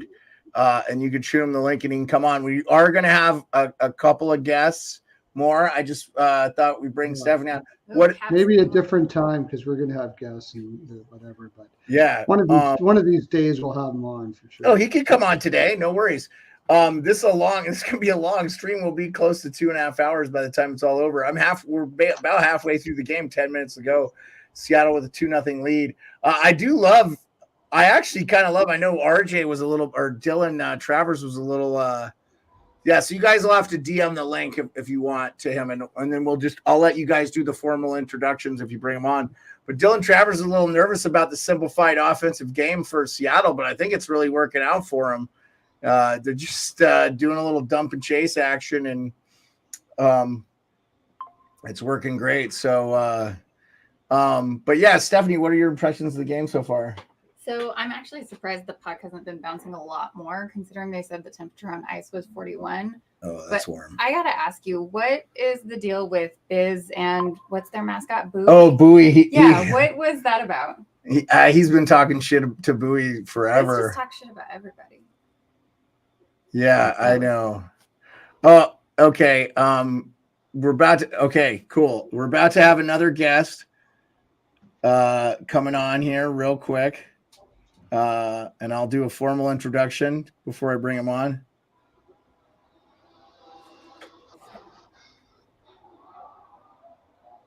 Let me ask him if he needs a link. And this is a familiar one for everybody in our channel. I'll just shoot him. I'll just shoot it to him if he needs it.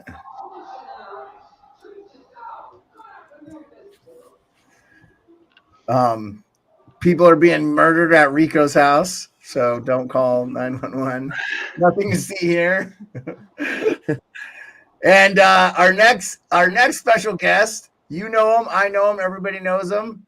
I'm just gonna wait for him to come in.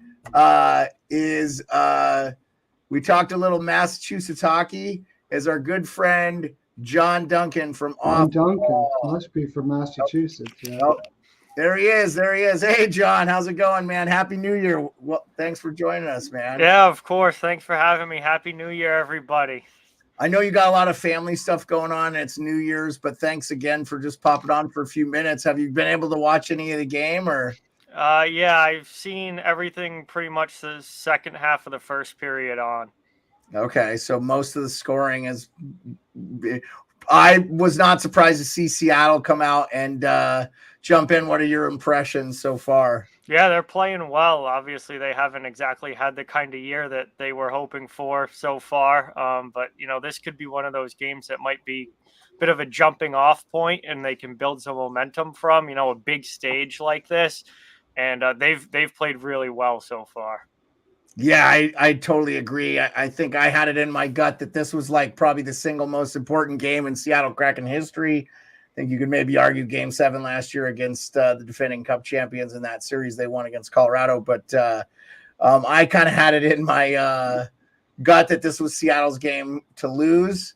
And just also, too, because I think Vegas has kind of played fairly poorly up into the last 10. They haven't played great. And Seattle's won 4 in a row. So, interesting. Well, hey, man, I really appreciate you coming on. What are your thoughts for the second half here? Just impressions on the season as whole for everybody. I want to see if we have a team that kind of gets hot and maybe becomes the dominant team, because I don't think we really have a dominant team right now. Like last year, the Bruins were so good and just like ripping off wins at a pace that we had literally never seen before. There's not that dominant team this year where even the top teams in the league, they have flaws and they have very noticeable flaws. Vegas hasn't been playing all that well recently. The Rangers definitely have some flaws as good as they are. The Bruins have flaws this year.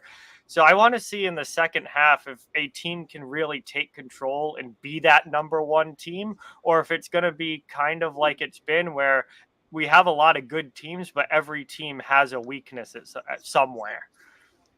Who do you want it to be? Well, I can answer that for him. Well, the Boston Bruins. Yeah, I don't think it's going to be though. I think the Rangers, if they can shore some things up, could probably be the best team. But Well, they have the most points. yeah, So. yeah, but they're a team that they're frustrating sometimes though. The way that they just don't bring it every single night. Like if they could be a team that could win 60 plus games if they brought it every single night. And they have some nights where you're just shaking your head with that team. So that's what I feel like this year's been. It's like Carolina hasn't been as good. New Jersey hasn't been as good. There's just no team that seems to be dominant this year. Yeah, Florida looks really good too. I mean, I think a lot of people are sleeping on them. They're beating some pretty good teams on any given night, and they are the defending Eastern Conference champions. And Funny they do you feel mention that because that's exactly who I would have said could take over in the second half. Yeah. Florida. I do think that they're one of those teams too, where if they could add a piece, Yeah. right? New Jersey, if they could add a piece, preferably through the pipes, right? But to see Dawes come up and play really well for them, sometimes I wonder if these GMs are a little too overprotective of these younger players. Just get them up there and play. I mean, Patrick Waugh won a Stanley Cup when he was a rookie. Ken Dryden, wasn't he a rookie when he won a Stanley? I mean, sometimes I think if you look at the history of hockey, Cam Ward with the Carolina Hurricanes, I'm not, Tim Thomas wasn't a rookie, but he's another guy kind of came out of nowhere, and outplayed in probably a far superior stretch of goalies. That 11-year, correct me if I'm wrong, didn't he beat like a couple other Hall of Famers too on the Eastern side? I just don't remember the Eastern run that well. Yeah, well, first round was Carey Price in Montreal. He obviously beat Luongo in the final. Yeah. I forget. Was Rolison Tampa's goalie that year? Or Bishop, maybe? I think that was pre-Bishop. 2011, yeah. See, I can't think back that He far. was an older veteran goalie for Tampa that year, but That won the cup, you mean? No, and when Boston won the cup in 2011, who they beat in the Eastern Conference side, the goalies he went through that Thomas went through. So, but sorry, go ahead. Was Philadelphia still Michael Layton and Brian? Yeah, that's definitely not a Hall of Fame. That was classic Philly goaltending right there. Yeah, him or Brian Boucher. Yeah. Only way Boucher sniffs the Hall of Fame is he gets in as a broadcaster. So he did have that like consecutive shutout streak, which was pretty impressive, though. I can't remember. That was over like 8 games or whatever. Got to shout out the American. He's kind of from your neck of the woods too. I think he grew up in Rhode Island area. He did, yes. Yeah, so he's kind of a legend up in these parts. So how was your holidays? Did you get to go see any college hockey? Did you drop in on Providence or? No, I haven't been to any games, but I'm going later in January. Coming up the end of this month, I'm going to a PC game against UMass Lowell. So very excited for that. Okay, yeah. Anybody on Providence or UMass Lowell that catching your eye? You're gonna think is gonna be playing on the big show here, or? Providence has quite a few draft picks on their roster. They're very good again this year, and their goaltender, actually, the Bruins love finding goalies because they've got another one coming up, Svedback. Providence's goalie is one of the best in college hockey right now. So the Bruins just keep finding these goalies. They have Swayman. Now they got another college kid coming up. They've got Bussy down in the AHL. So I don't know if there's one area that Boston seems to be able to find a lot of good players. It's the goaltending position. I would say in this day and age, it's not a bad problem to have. Look at what's happening in Toronto. Yeah, with their goaltending situation. And do you expect maybe Don Sweeney? Say you're Don Sweeney. Do you make a move there? Do you trade maybe an Ullmark? I have a tough time seeing them trade Jeremy Swayman. I heard his name in trade rumors and was like, they're not trading. That would make no sense. He's the goalie of the future, I think. Yeah. As far as Boston's concerned, I don't think the Bruins change anything this year. Maybe in the off season, but if they're going into the playoffs with the hopes of making a run, then I think they're gonna keep Ullmark and Sway. Well, hopefully we get Pearlo back here real quick. I know he said he had to leave at 2:45. But Yeah, no, I agree with that. I think they would probably go. Is there a piece you would add if you're Don Sweeney? I know second line center. I keep hearing that would be a really big thing for the Bruins. Yeah, they need a center bad. Yeah. The name I keep hearing in legit circles is Elias Lindholm. What are your thoughts there? If you could pick any center that would be available, where would that be a guy you would love to add? I feel like he just would fit into Boston. Yeah, I think he fits the system really well. I think he'd be, exactly the kind of player, that two-way guy that the Bruins love to have. And obviously, with the loss of Bergeron, kind of left a big hole in that department. I just think the cost to get him, the cost to get him is going to be high, and it's not like the Bruins are really stacked as far as draft picks and prospects are concerned. They've used a lot of those trade chips already in past deals. They kind of, really went all out at the deadline last year. They've got virtually no cap space to work with. So I think pulling off anything like that is going to be really difficult for Boston this season, just with the cap situation and the fact that they're kind of out of assets after all the moves they made last year. What, you can't sauce Jake DeBrusk in a first rounder for Elias Lindholm and lock him up? I think the cost for a guy like Lindholm is going to be high, and I just don't see the Bruins being able to win that bidding war with some of the other teams out there. Well, if he goes to UFA, which again I think, boy, Calgary would be stupid to let that happen without a move, would he definitely be a guy you guys target in the offseason? Oh, 100%. Yeah, I like him too. I would love him on my team as well. Well, man, I don't want to take up your whole day. I really wanted to just have you come on for a few minutes. You're one of our loyal supporters, and you've been always gracious with your time. Of course, if you guys don't know, John runs one of the best YouTube hockey channels out there, and Off the Wall Hockey. I think for my money, there's probably not a better play-by-play guy on YouTube, and he does all the NHL. So if you don't know Off the Wall, go leave a like and subscribe. I'm going to let Pearlo and Rico ask you a couple questions then. Hey, man, Happy New Year, and thanks so much for popping on for a few minutes. Yeah, absolutely. Appreciate you guys having me, and Happy New Year, and love coming on any chance I get. Rico, you're muted, so you're going to have to unmute. Yeah, no, sorry. Yeah, no, not many questions, but one other centerman I always think of too that's probably going to move at the deadline, maybe not need to give away as much for somebody like an Adam Henrique. And how do you think that guy would maybe fit in Boston up the middle? Yeah, that'd be a lower cost. I think more maybe doable as far as like realistically being able to pull that move off. Veteran guy, has been around a long time now. I remember his early years in New Jersey. He was a pretty electric player first coming up.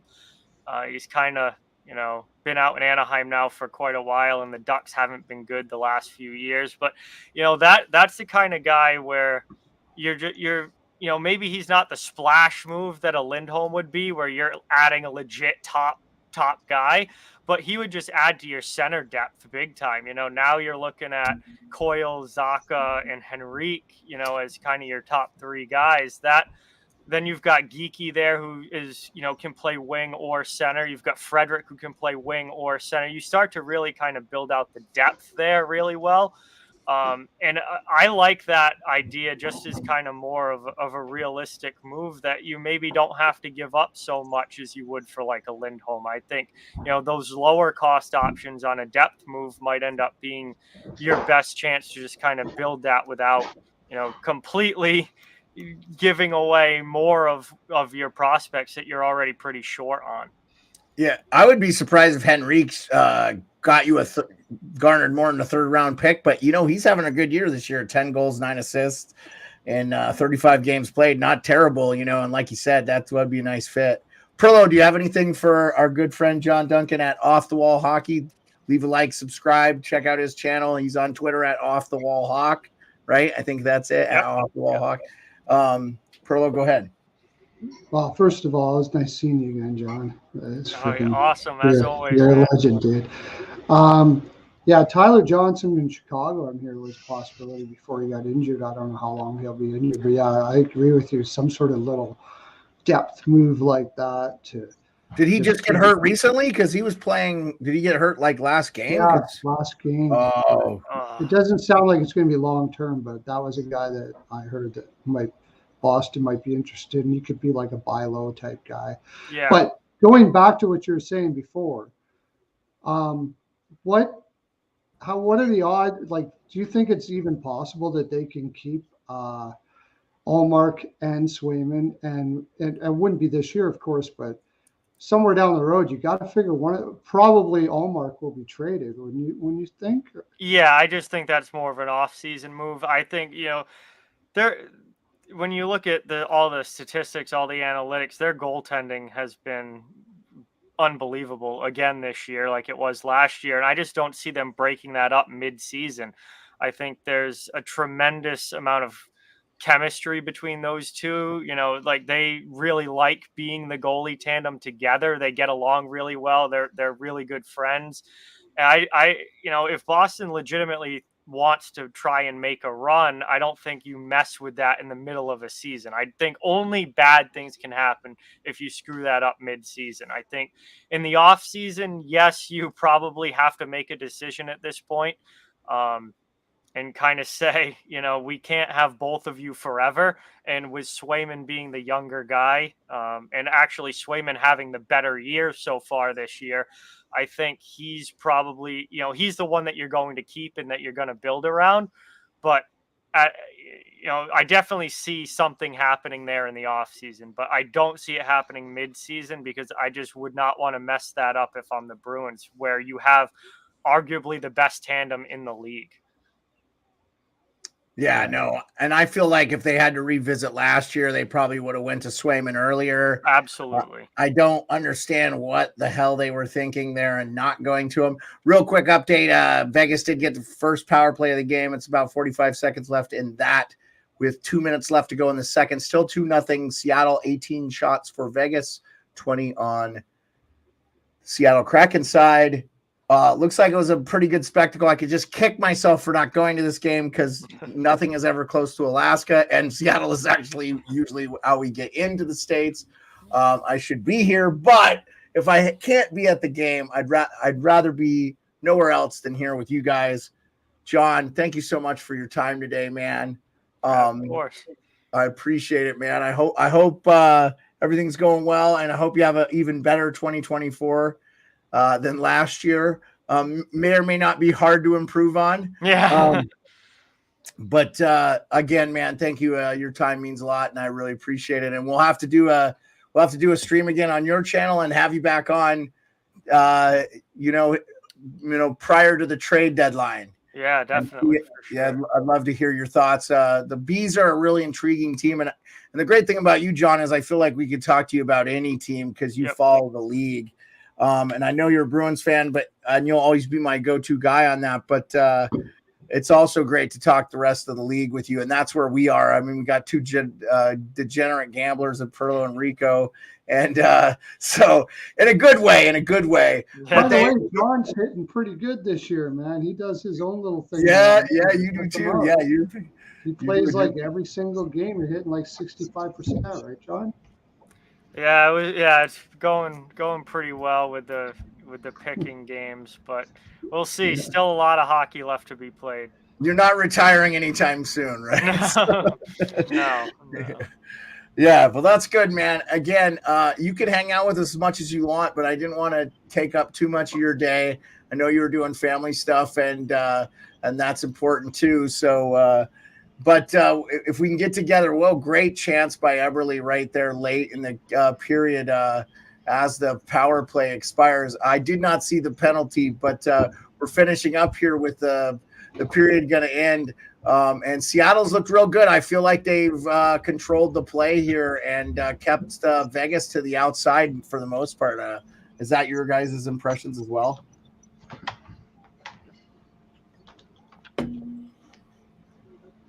Nobody has anything on that. Oh, I didn't know which person you were asking. I imagine anybody. It's a full panel, so yeah, they've done a good job of just kind of playing their game, and and controlling the action from what I've seen. Mark Stone a few minutes ago had probably Vegas's best chance where he had a nice deflection that pinged off the post. He was kicking himself at the bench after that for not scoring there. But if you're Seattle, I mean, this is as good of a position as you probably could ask to be in, heading into the third period with a 2-0 lead. And at such a big event like this, which is a home event for you, they've got to be happy with where they're at right now, and they just want to come out and play another strong 20 minutes. Yeah, just pressure in the ozone like they've been doing, and that dump and chase is really working well for them. And I don't know if they saw something on film because, like you said, Vegas has not been as strong the last 10 or so games. But I feel like, Vegas probably came out as hot as any defending Stanley Cup champion I've seen in a while, except for maybe the Caps in their first few games in 2019. I know they worked the Bruins over pretty bad in that first game in 2019. And then I think Boston didn't let them win again for a very long time. So, you never know with a really hot start, but I've been really impressed with Seattle in this game. And of course they're on a 4-game heater. So, which they've needed, right? So every team goes through injuries and stuff. I was wondering kind of loudly to myself, I think Seattle has played better without Grubauer in the lineup. And I'm wondering if he's a guy that they might make available for trade. He's got term and they may not ask for a lot, but they're getting some pretty good goaltending from their other goalies. I don't know, with the goalies being in need everywhere across the league. How are you guys? What do you guys think of that situation? Probably nobody bites on the Grubauer. I don't think anybody wants that contract. Yeah, no, they'd have to retain that whole contract. They'd have to retain. Well, they can only retain 50%, Pearlo. That's the league rules. But I don't see how retaining. Yeah, so I remember talking with Pearlo when that free agency, when they signed that, and we both hated that contract from the start. We hated that contract. We were like, that is way too much for Grubauer. Yeah. And it's turned out to be way too much for Grubauer. Yeah, I don't even think he's been their best goalie at any given time within the life of their franchise. He got outplayed by Martin Jones. Yeah, Marty Jones kept Seattle afloat last year. That's why I told like Rico and all the Toronto Maple Leaf fans, don't panic. Marty Jones did really good for about 27 game stretch last year and then he kind of tapered off, but that guy is capable of playing good goal. And obviously right now, Toronto's leaning on him to keep them, in the top 3 in the Atlantic. So, I mean, you need to have good goaltending. You mentioned the Bruins having all these depths and stuff. It's not a bad problem to have to develop and find good goalies, So, we'll see how it shapes up. I've been more excited about this season, like you said, John, than any other season for a while, because it really is truly indeterminate. I felt like last year was very much like that too. I mean, the Bruins were so good, I expected them to kind of make a run. And then of course, Florida had their really amazing run. And you would have liked to see, I feel like we were a little bit cheated out of a Toronto Boston second round. Would have just been pretty awesome to see that. It's going to be exciting, man.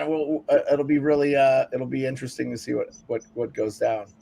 So, well, hey, we'll take a little break. Everybody get some snacks and we'll do a little intermission. I want to thank John again from Off the Wall Hockey for coming in and popping in and saying, somebody was asking when your next live stream is. Do you have that today? I know sometimes you're with your work and stuff. Yeah, I'm on call starting this coming week, so it's gonna probably be another week or so before I'm live again. But don't have an exact day or game picked out yet, but it should be coming up.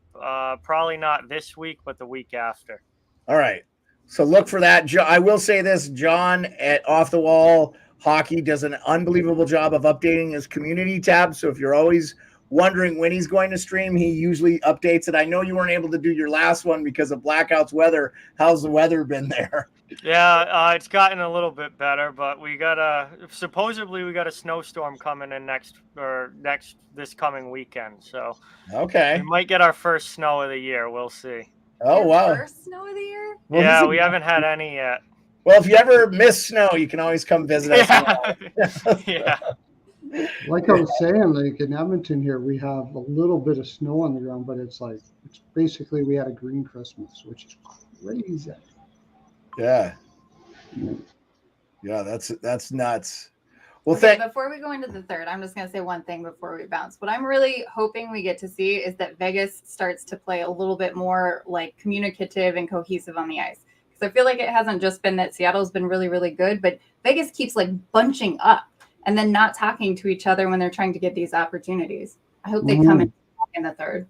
They're 9-6-3 in third period so far this year on the road. So that's interesting. Could see it.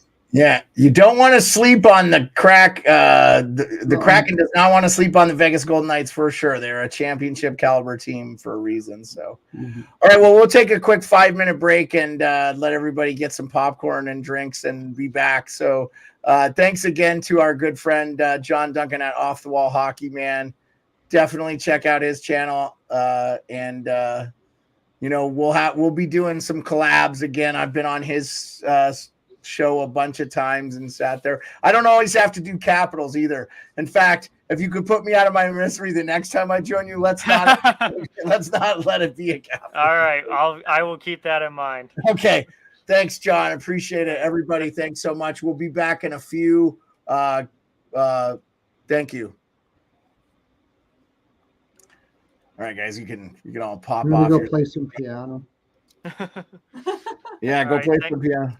Thanks, guys, for having me. Appreciate it. Yeah, thank you so much, John. Thanks for coming on. I really appreciate you taking a little bit of your New Year's. Give your best to our family and stuff, man. Thank you again. Absolutely. We'll talk soon. Okay. All right, buddy. See you later.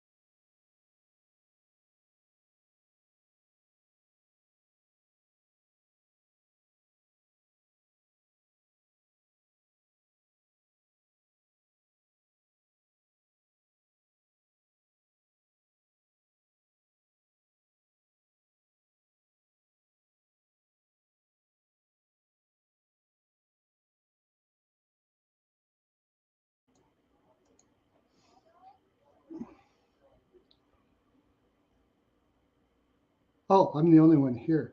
I guess I better leave.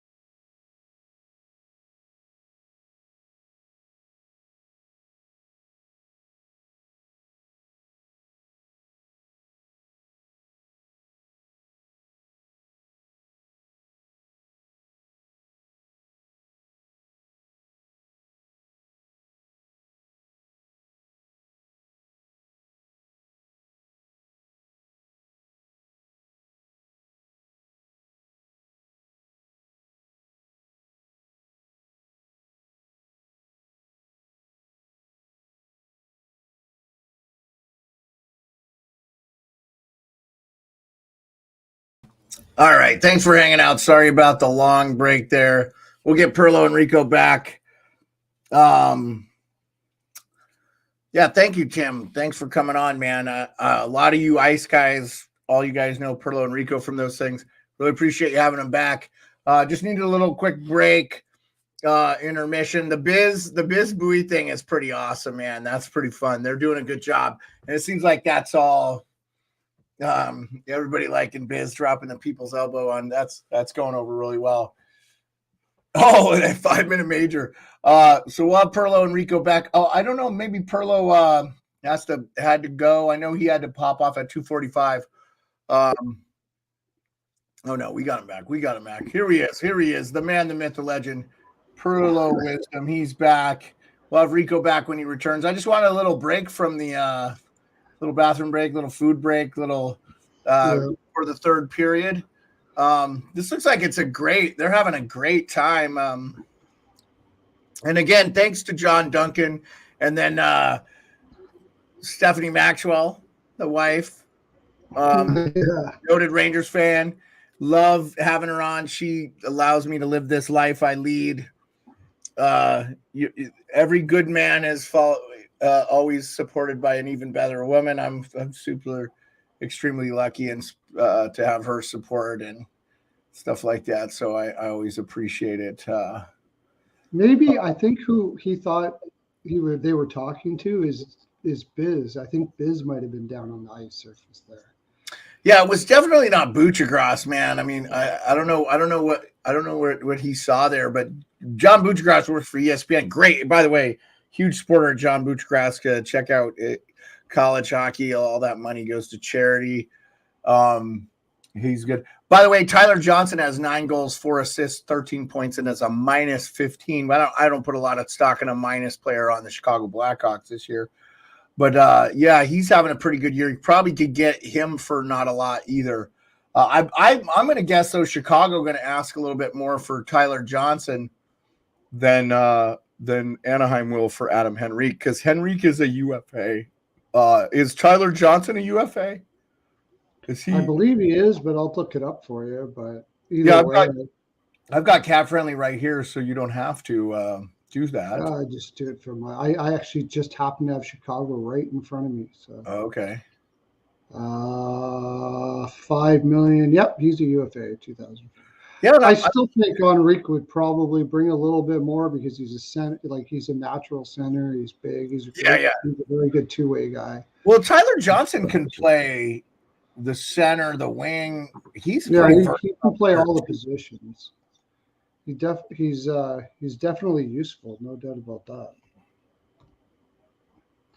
just looking it up here. Oh, Chicago. I didn't realize Chicago has Seth Jones on injured reserve, Taylor Hall, Tyler. So they just put Tyler Johnson on injured reserve, Andreas Athanasiou, Joey Anderson, and Taylor Radish. They are banged up. They are banged up, man.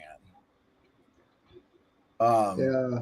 I mean, Tyler Johnson's, it's honestly, I agree with you. I think I'd rather have Henrique, but I mean, Henrique is really underrated player. So I think Henrique would be a really good acquisition for them for sure.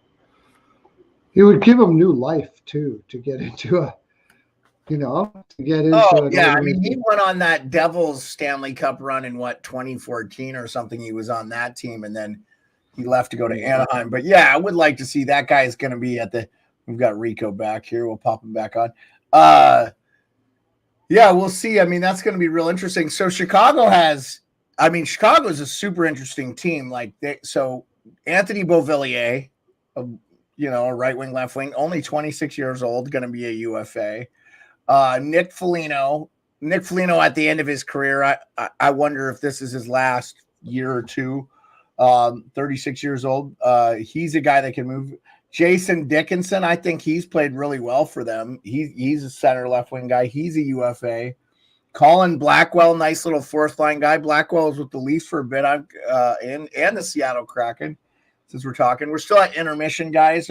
Score's still 2-0. I really expect Vegas to come out and put their best foot forward in this period. So Seattle's really going to have to grind it out. And then let's see who else they have. Brett Cini, Nikita Zaitsev, Jared Tenorti. So a few RFAs there. And then on their LTIR, they have Tyler Johnson. I cannot believe that they're missing Seth Jones, Taylor Hall, Tyler Johnson, Andreas Athanasiou, Joey Anderson, and Taylor Radish. You got to figure if all those guys are back in the lineup, Chicago is not one of the worst teams in the league right now. Which is probably why they're out of the lineup. Well, it could be not as nicked up as normal. Is that what you're saying? Yeah. Like if they were in a cup race right now or something, like if they were in the playoff race, I imagine most of those injuries you might be able to take care of later or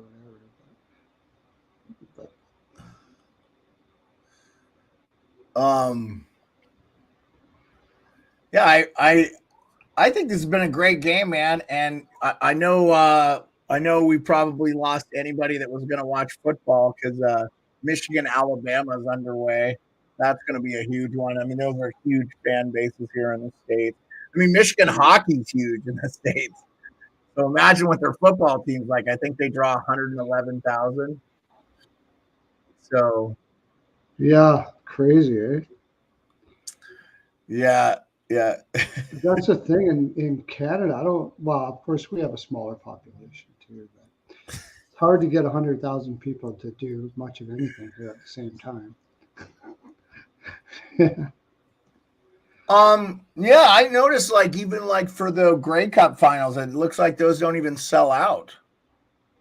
Yeah, we're not huge. Well, there's more NFL fans than there are CFL fans here in Canada.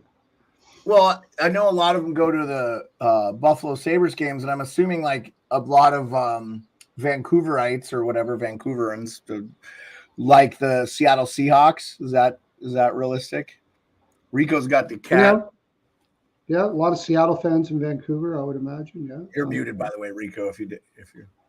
We can't hear you. Out east, probably a lot of well, you would know more, Rico. There a lot of Patriot fans, or is it pretty much all over the place for NFL fans there in Toronto area?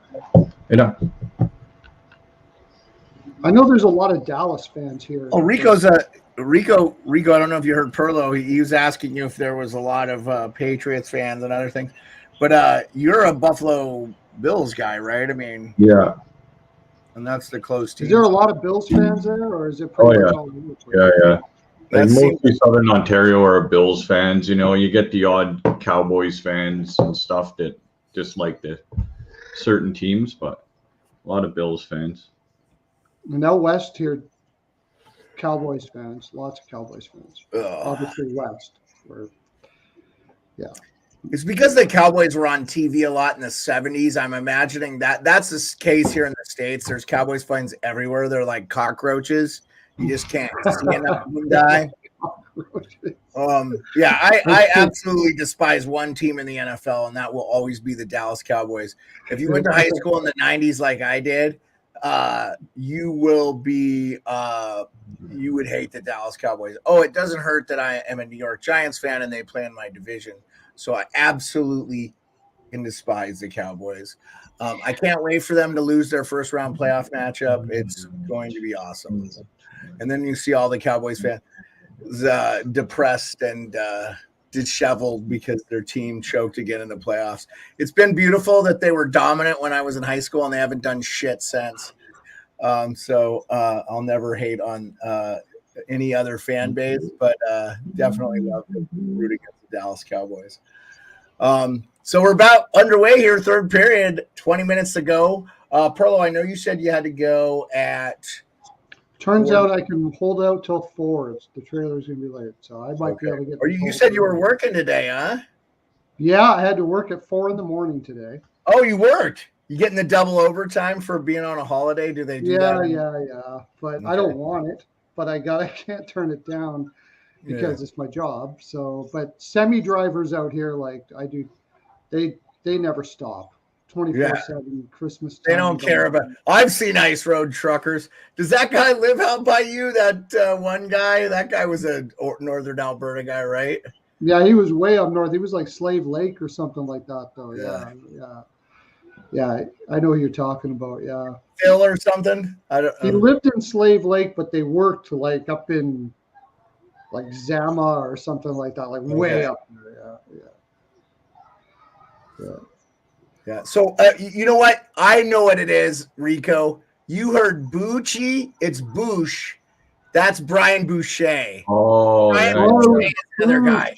Yeah, Aaron Payne and Brian Boucher. I just saw him. I was like, oh, he's talking about. So it was Brian Boucher. Yeah. Which, by the way, John Duncan was on here. Rhode Island's own Brian Boucher, and he works for so he does TNT now. He was with ESPN last year. He does TNT and stuff. So we're underway, third period already, rocking and rolling. Vegas came out right away. Only one power play. Vegas is 2-6-2 with trailing after the second period. 2-6-2 this year. Hopefully we regain some of the people we had watching. Sorry, we had to take a little bit of a break there, fellas. That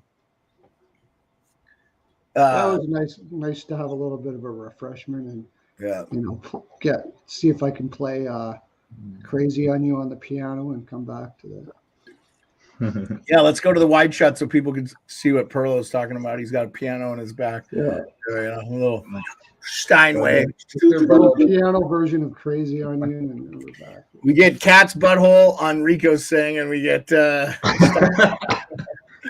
all good. And every once in a while, we get an appearance from one of my dogs. Thanks again to my wife. Again, appreciate her support and always helping me with this stuff. And it helps that she's a diehard hockey fan too. So must be in the blood. Pretty decent save on Martinez by Drieger. Ooh, that's a hook, and I don't know how they didn't call that. Vegas should have got booked there. Seattle's probably owed a power play, right? You don't want to see too many penalties be called in these outdoor games. They usually let them play, but definitely want to. I'm expecting. Definitely want to maybe even it up for the home fans there. That was a pretty blatant hook. He kind of spinned the guy there. I'd have to go back and replay all that broke down there. They could have called interference as well. But I don't think Seattle's going to panic here, man. They look like they're playing really well, and you can tell it means a lot to the Seattle Kraken players out there to be playing their butts off here. And nothing against Vegas. I just haven't seen a ton of sustained offensive pressure for them. You know, Cassidy looks like he's shitting a brick on the bench, which that's as per usual normal. 3-0 Seattle. 3-0 Seattle. Oh, you got a goal? You got a goal? Yeah. Yeah. Oh yeah, I think my shirt says "Sorry, can't buy hockey buy." If people were curious on what it says, yeah, I should probably sit up higher, but let's see. There we go. There we go. Anyway, Sorry, can't hockey. is that a Yanni Gord sighting? Do we have a Yanni Gord goal there? Yeah. Oh, Gabby, what's up, man? How are you doing? Gabby, I know your Senators had a pretty big win over the thing. Yanni Gord. Yanni Gord is such a big baller, a big game baller, man. Just love that guy. I have a Yanni Gord Seattle Kraken jersey. Yeah,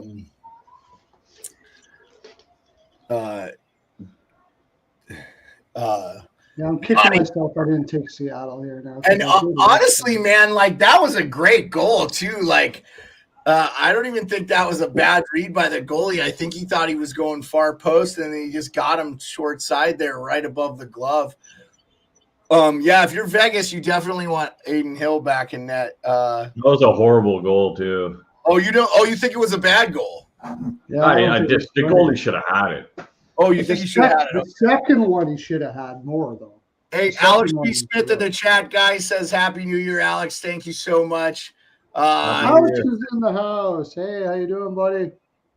Yeah, Tim says, I say goalies are the hot commodity in the majority of teams in the second half. Yeah, this is where if I'm a team that has a sussy, yes, I said sussy. If I'm a team that has a sussy goalie contract, but he's a solid goalie, like a Kemper or a Philip Grubauer, I'm trying to move him to teams that need him. Toronto Maple Leafs don't give a crap about that Philip Grubauer contract. They want a goalie that can play decent goalie. And when Grubauer's on, he's good. I mean, he was incredible for the Caps the year we won the Cup. He just didn't play most of the playoffs. He only played the first 2 games against Columbus, and then Holtbeast came in and filled it. But I also think, man, like in today's NHL, the way the goalies have to move side to side, and it's so fast. Oh, wow. I do not know how Eichel did not score there. He had the goalie leaning and was kind of alone there. Vegas really coming, though, now that they're down 3-0. Boy, if Seattle don't want to say the word, but boy, if Seattle finishes this game out, so. Yeah, we give crap to the goaltender there, but who got stripped to the puck? What defenseman was that? My gosh, can't get stripped like that. So Tim says closest team to TO, but I think he means Toronto. But everybody in Southwest Ontario are Lions fans. So a lot of Lions fans in South, a lot of gluttons for punishment in Ontario in general. The Lions, exactly. Yeah.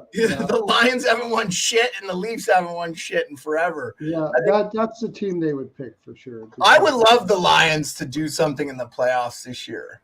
They should have beat Dallas. Boy, that was some bullshit this weekend. Tim's a Leafs fan and a Flames fan, mostly a Leafs fan. So. Oh, yeah. Well, I mean, wow. Great 2-on-1 by Seattle. Just missed a golden opportunity to score a goal there. Vegas is plus 1,400 if you want to make some money. If you want to flush money down the toilet, you can bet money on Seattle at There's no way. This ice surface is not conducive for Vegas to come back in this period at all. So it's not looking too good out there. I haven't really noticed the ice be all that big of an issue, though. I mean, the game's not super fast, but like Vegas has got some older legs, and to me, it feels like it would benefit them. Mark Stone, not known for his fast skating. I'll just say, like, I feel like a slower ice surface should benefit Vegas. No, well, not for a comeback. You need to get right, speed sure. up Because you got to stretch it out a little bit here and get some connect on some long passes. Not for a comeback. It's hard to. You're going to need speed for a comeback for the most part. So. Hey, and I'll say this for maybe as shaky as Logan Thompson has looked at times, maybe you say a couple goals you probably want back there. Drieger's looked real good for Decord. Joey Decord. Sorry, I know they have Drieger and Decord. I always get those names. Yeah. Confused. There's another one. Maybe there's a team out there that thinks that they can get the best out of Logan Thompson, and Vegas might think about moving him too. I don't know. Yeah, I mean, one thing we know about Kelly McCrimmon and that George McPhee and that group, they're not afraid. You're getting plus 600 money line for Vegas, Tim. They just showed up DraftKings. It was like plus 1,400. So you could take. And what was the money line? So they would just have. Would they just? Oh, that's for Vegas to outright win, right? So Vegas would have to score 4 goals in the third here in regulation. Yeah, well, I mean, in regulation. Oh, they couldn't win in overtime if you took the plus 16, plus 1,800. Oh, I think the 1,800 would be in regulation. The thing too, I'll say, is the one thing where Seattle is not super weak is they have. I mean, that's why they let Carson Soucy walk. And look, I honestly think they didn't mind Soucy. It's just like, look, he's not been healthy for Vancouver this year. He's a great player when he's in the lineup, but he's missing a lot of games. So, I mean, I don't remember seeing him play for Vancouver at all this year. And I watched pretty much the first game of the season with them. He played a couple games early. He looked good. Yeah. When they get Soucy back in Vancouver, that defense is looking pretty sharp. Well, and that's the thing I keep hearing. They're trying to make another move. I misspelled that. Let me see if I can. Sometimes, yeah.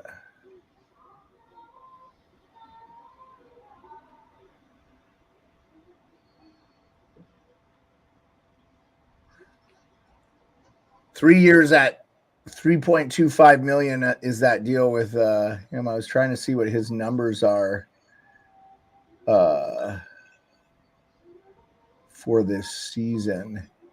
He has played 13 games this year. 2 goals, 3 assists. Yeah. His underlying stats are fantastic. They were in Seattle, and really good player. 13 minutes left to go in the third period on the Winter Classic. Only game of the day. We'll be back tomorrow. We could do a little bit. We could do a little bit of previews for tomorrow since we're 12:50 left to go here. This game's going to end. I love that card tomorrow. It's going to be a good one. Okay, so tomorrow's schedule is as follows, and we're going to have some money lines and some over-unders for you here. We have I'm just waiting for the NHL to pull up here, guys. It's super fast. 13 games, pretty much just about as full slate as you can get for tomorrow. Why am I not getting the normal view? I do not like this view. Give me the view. Oh, I'm not getting money lines or anything, eh? Okay, well we'll do it here. I'm getting it here. Okay, these are all DraftKings money lines for anybody that wants to know. I know they vary from sportsbook and state and country and province. So the first game I got is Boston Columbus. Bruins are obviously the favorite. The Columbus are a home dog at plus 195. The over-under is 6.5. What are you guys' thoughts on that game? By the way, we're 12:19 left to go in the third period. Settles up 3-0. I'll let Rico start. Yeah, go ahead, Rico. Oh, maybe a draw or nothing there. I don't know. Columbus is playing a little bit better lately, but it sounds like a low-scoring game, maybe. Yeah. Oh, you don't like the you don't like the 6.5 over/under, huh? I like the under. Low scoring. Boston's going to go in there and get a couple goals and maybe just play their game and shut it down. Okay. Yeah. Yeah, I like the over in that game. Yeah, it's hard to take an over with Boston. Allmark's going to be in net. I don't know. Maybe they go balls out and have some fun in that game right after, get their legs going after New Year's and stuff. But either way, Buffalo plays like very scared at home far too often. What are you talking about, Buffalo? Sorry, Columbus plays very scared against teams like that. Wrong team, buddy. Columbus is what I meant to say. Columbus, I don't know why I said Buffalo, but I think Boston wants to get the year off right, and they don't have a game now until New Jersey at home. So it's like this one stop. So I would take sorry, am I looking at the right thing? No, they got Pittsburgh after this. Sorry about that. Wrong thing. Pittsburgh after this. I still say Boston. I'll just take Boston. Yeah. I know you can't take it with the juice. You don't have to take the game either. No worries. 10:44 left to go in the third period. Still 3-0 Seattle. Seattle did have a couple of really good chances here. They're on the rush. Looks like a 3-on-2. Another shot deflected wide. The next game is, and I think maybe the game of the day tomorrow will definitely be on the big screen for me. Canes at Rangers. Canes are a 102 road dog. The over-under is 6. What do you guys think? I'd probably lean Rangers there. Just a little bit better goaltending, a bit overall at home. If not the draw, could see a draw game there. Draw or Rangers for me. Yeah, they're flashing the active players from Washington State: TJ Oshie, Tyler Johnson, Derek Ryan, the Yamamoto brothers, and I didn't see the last one. That's pretty cool. Yeah, I'm with you, Rico. I like the Rangers in that one. I would take the over, actually. Both those teams have been scoring a lot of goals, and Columbus hasn't been, or Carolina hasn't been the defensive stalwart they were last year. So like to see that. 9:56 left, go in the third. Pearlo, what about you on that one? I kind of lean over first period, but these first games after breaks like this, it's kind of Not a long break though. They just had today, basically. Yeah, I know, but you still have the holidays. You know what I mean? Like you're just getting back in the groove again. So with that in mind, I agree. I would take the Rangers because they're at home, right? And then that would be about it. I don't know if I'll put much on this game though. Yeah. Okay. Capitals at Penguins. Oh, we got another special guest. Our good man, also an Ontarian, Hot Take Hockey. What up, Hot Take Hockey? Sweet. We got you on, John. How you doing? Hey, buddy. John, can you hear us? Here, let me shoot him a message.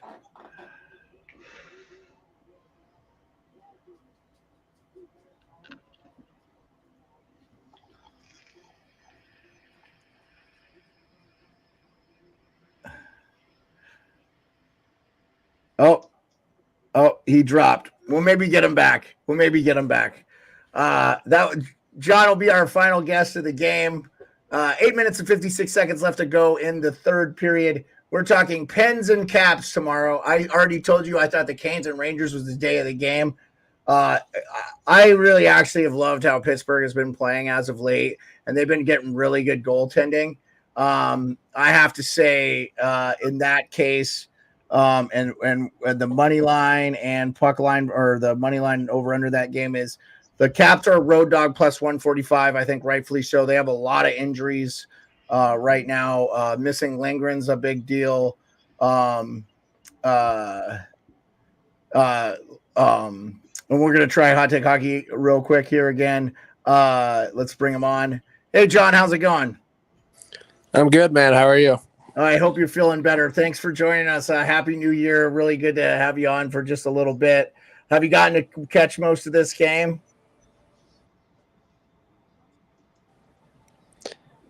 Yeah, I've been watching most of it. I gotta say, man, I mean, I know the Golden Knights have tried to push back, but Joey Decord's value just keeps going up. I mean, the Kraken could probably hold on to him and be happy with him, but he's looked really good today. Yeah. Oh, as a Leafs fan, are you chomping at the bit to be like, hey, maybe let's reach out to Seattle and see if they're willing to trade one of their goalies?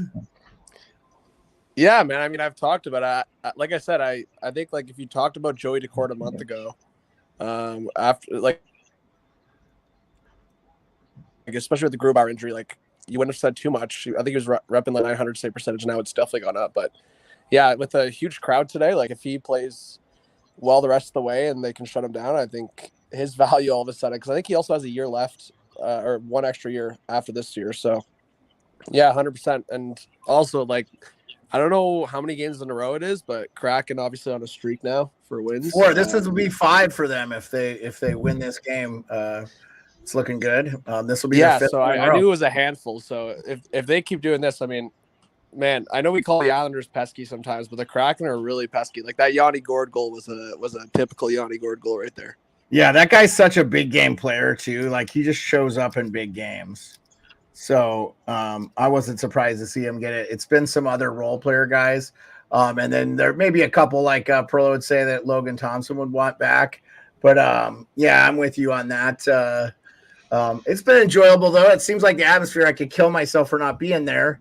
I should be there because Seattle's not even far. I made it to Toronto this year and I didn't make it to Seattle. No, I know. I was looking at this Winter Classic as a possible really fun road trip, but yeah, I mean, you dropped off there, buddy. Sorry. We lost you there, John. Sorry. There must be something with the connections in Ontario today, huh? Am I back? Yeah, you're back now. Yeah, you said we just said. Okay, well, I just wanted to say, go ahead. Yeah, before I cut out, I was just saying to the three of you, Happy New Year while I'm on. Yeah, thank you so much, John. It's really awesome to have you. We'll have to have you back on in full regalia later in the year here. Hopefully, you have good news with the lead, and then I plan on doing the trade deadline stream with you and your fans. If you'll have me again, I think that's always fun, and it gives me a nice little platform to promote my stuff, but also do it with the consummate professional that you are. I don't know if that's your plan for this year, but that'd be a fun time. I know we're not far away, so we're 6 weeks away probably from the trip. Is it 6? Maybe 8 weeks. Yeah, that sounds about right. Yeah, man. Okay. Honestly, those major dates are a lot of fun. I mean, like I said, I was actually debating doing something for the Winter Classic, but I'm glad you guys are doing it. And yeah, like obviously as we move into the playoffs and the race to the playoffs, there's a lot of fun dates to do. So also be fun, just to track the rest of the World Juniors, obviously too. Yeah. Well, yeah. I know there was a lot of content. We haven't spent a lot of time talking about World Juniors because I unfortunately haven't been able to watch the games. No, man, I really appreciate you, man, and Happy New Year. I hope you had a good time with your family and stuff, and I hope you had a nice little holiday break, and don't work too hard. Thank you so much for popping on just a little bit. I'll let Pearlo and Rico ask you a quick question if you don't mind, and then I'll let you get back to doing what you're doing. Get some nice rest. I hope you feel better.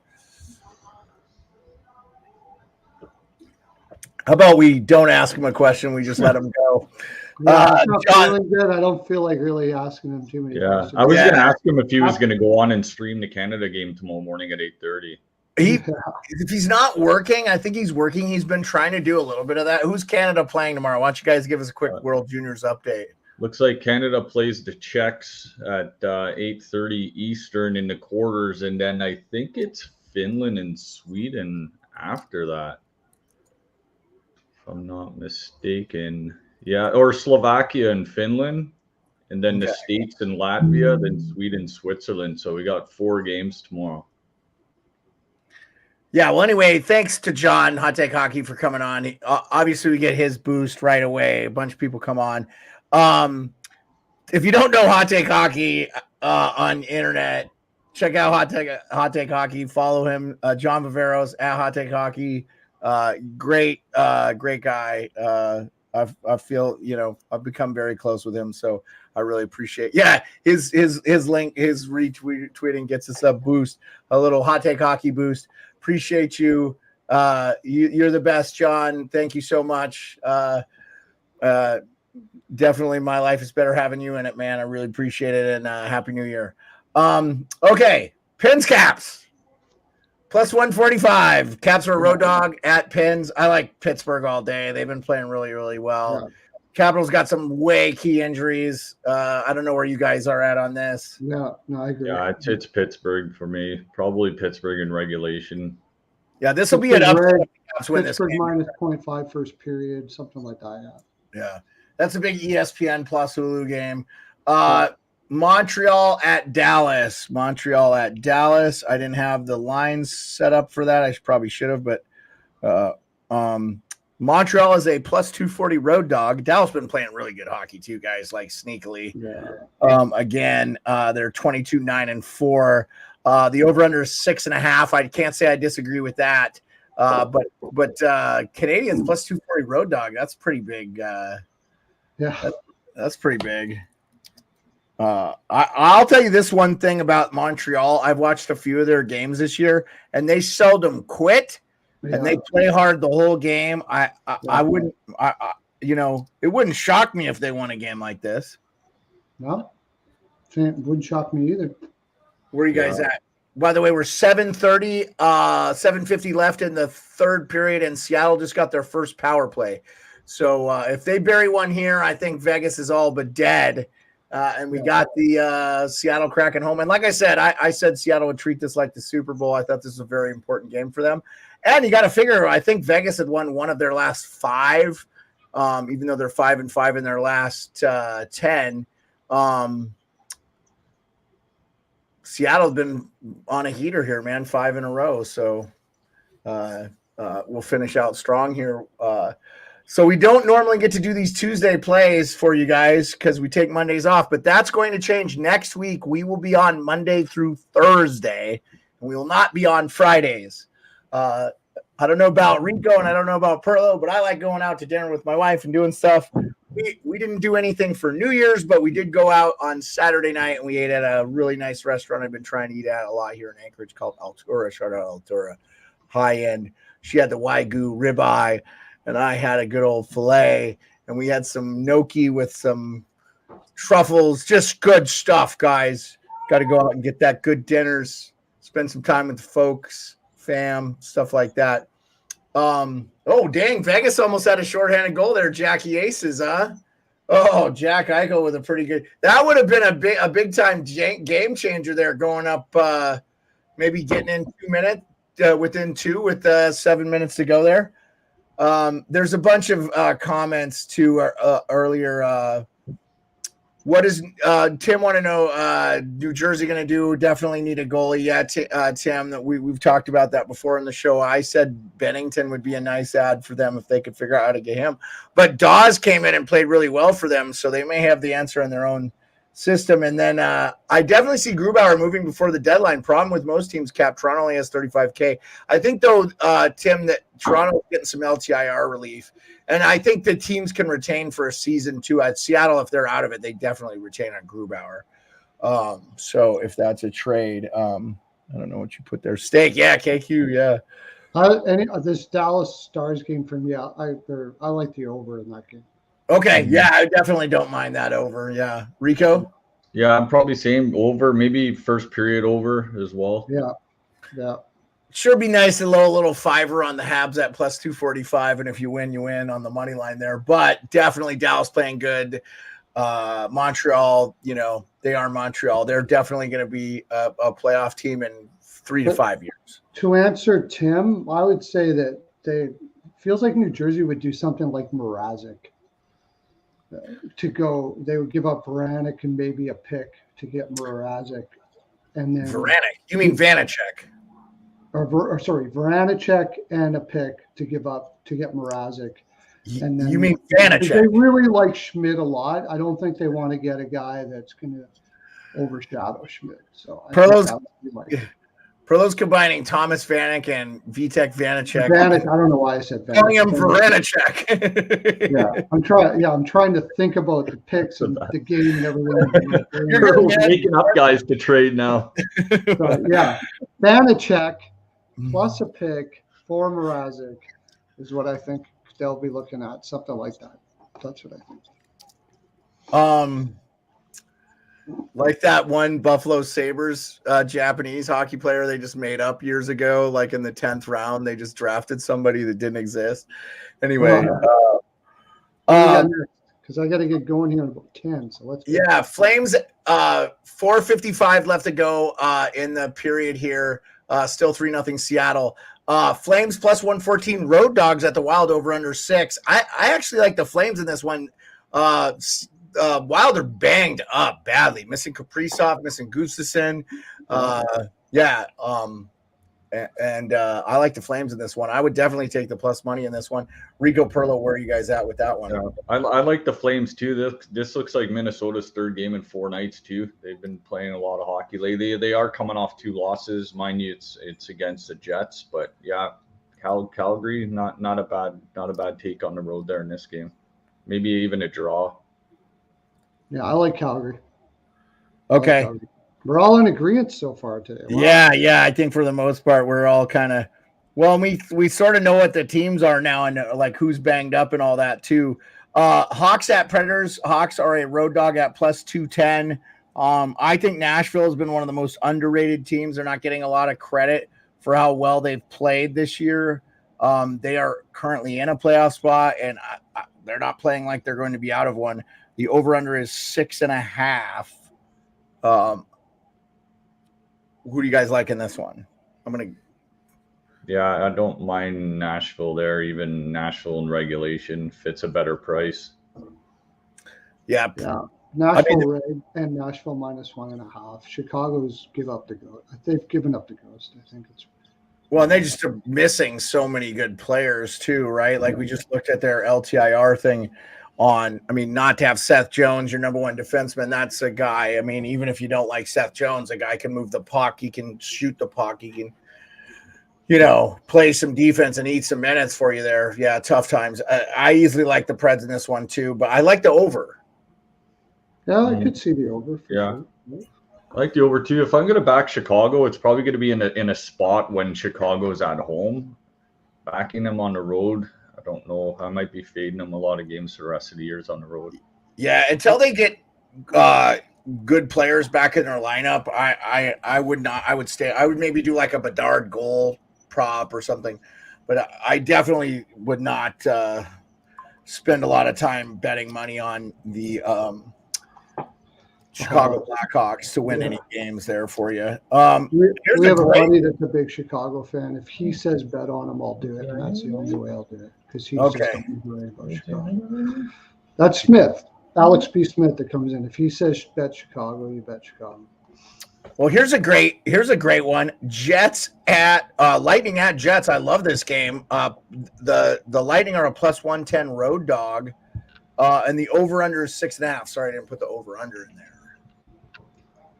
That's going to be a fun game to watch. Both those teams, third games in 4 nights for both of these teams. I think I'd like the Jets just because they're at home here. I think they're Jets all day. Jets all day and the over for me. You might see some goals in this game too. Even with Vasilevsky and Hellebuck, these guys are going to be busy. Yeah, I like the over. I like the Jets. They're just playing really good hockey, and they're a more physical team than most teams. They pretty much swept that series against Minnesota by beating the crap out of them. I mean, they took Kaprizov out. I don't know, man.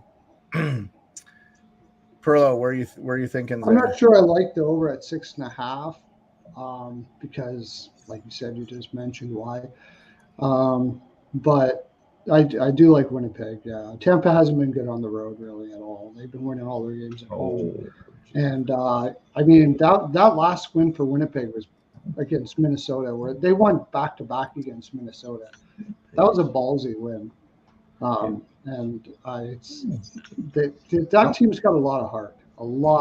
So it didn't hurt that Brandon Dillon cross-checked pretty badly without being penalized twice. Kaprizov and took him out of basically the entire series, and then Gustafsson got hurt too. So I think that was a big factor in that.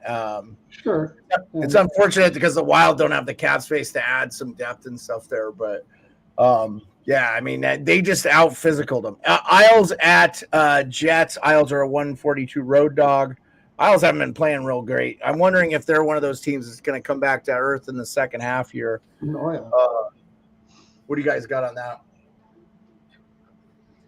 Yeah, Avalanche at home coming off 2 wins. Friday, Saturday, Sunday, Monday, Tuesday, so they're rested. I can't take the Islanders in this spot. It's Avalanche probably, and even in regulation. The Avalanche puck line. Friday, Saturday, Sunday, Monday, Tuesday. Yeah. I'm not a fan of the game. I would probably go with the over. I think Colorado is going to come out hard against the Islanders here, and the Islanders are so overrated defensively this year that I could see the over. Well, I'm not a really big fan of this game at all, but they're missing. I think they're agree about with you. Sorry? I'm sorry. I did want to say I do think in that Islanders game, Pulock are out, but they got Mayfield back, and I do think Pelech and Pulock are both like very close to returning. And so those are the top. I mean, any team loses their top 3 defensemen for an extended period of time and actually gets gains in the standings, I've been impressed with. So I wouldn't sleep on the Islanders. I just, I get it. This. I wouldn't bet this game. I'm not a big fan of that game. Yeah. This one makes me nervous just because if I were to bet it, I think I would take the Islanders just because they're plus 147. But I mean, I don't like it. So. Oh man, Eichel just completely stoned. Joey Decord playing his ass off. Real quick, empty net here for the Vegas Golden Knights. I don't know what are they looking at here. Are they just showing the robbery? Eichel. Okay, 2:12 left in the period. Vegas has pulled the goalie. Seattle wins the faceoff and drops it back down. Pietrangelo retrieves it though before any Seattle Kraken can get it.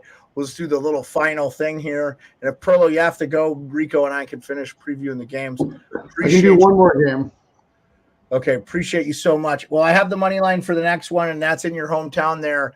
Flyers plus 154 Road Dog at the Edmonton Oilers, over under 6.5. I'm going to say this. I wouldn't bet this game, but I'm going to say this. I think we're going to learn a lot about Edmonton. I want to see how they play in this game. Because they are not going to outwork the Philadelphia Flyers. That's for sure. I'm taking Philly. Nice. I like Philly there too. I think 3 games in 4 nights for the Oilers. Philly's coming off a couple losses. They're going to want to try and get back on track here before it starts snowballing on this road trip. So I like Philly to come out and win this game too.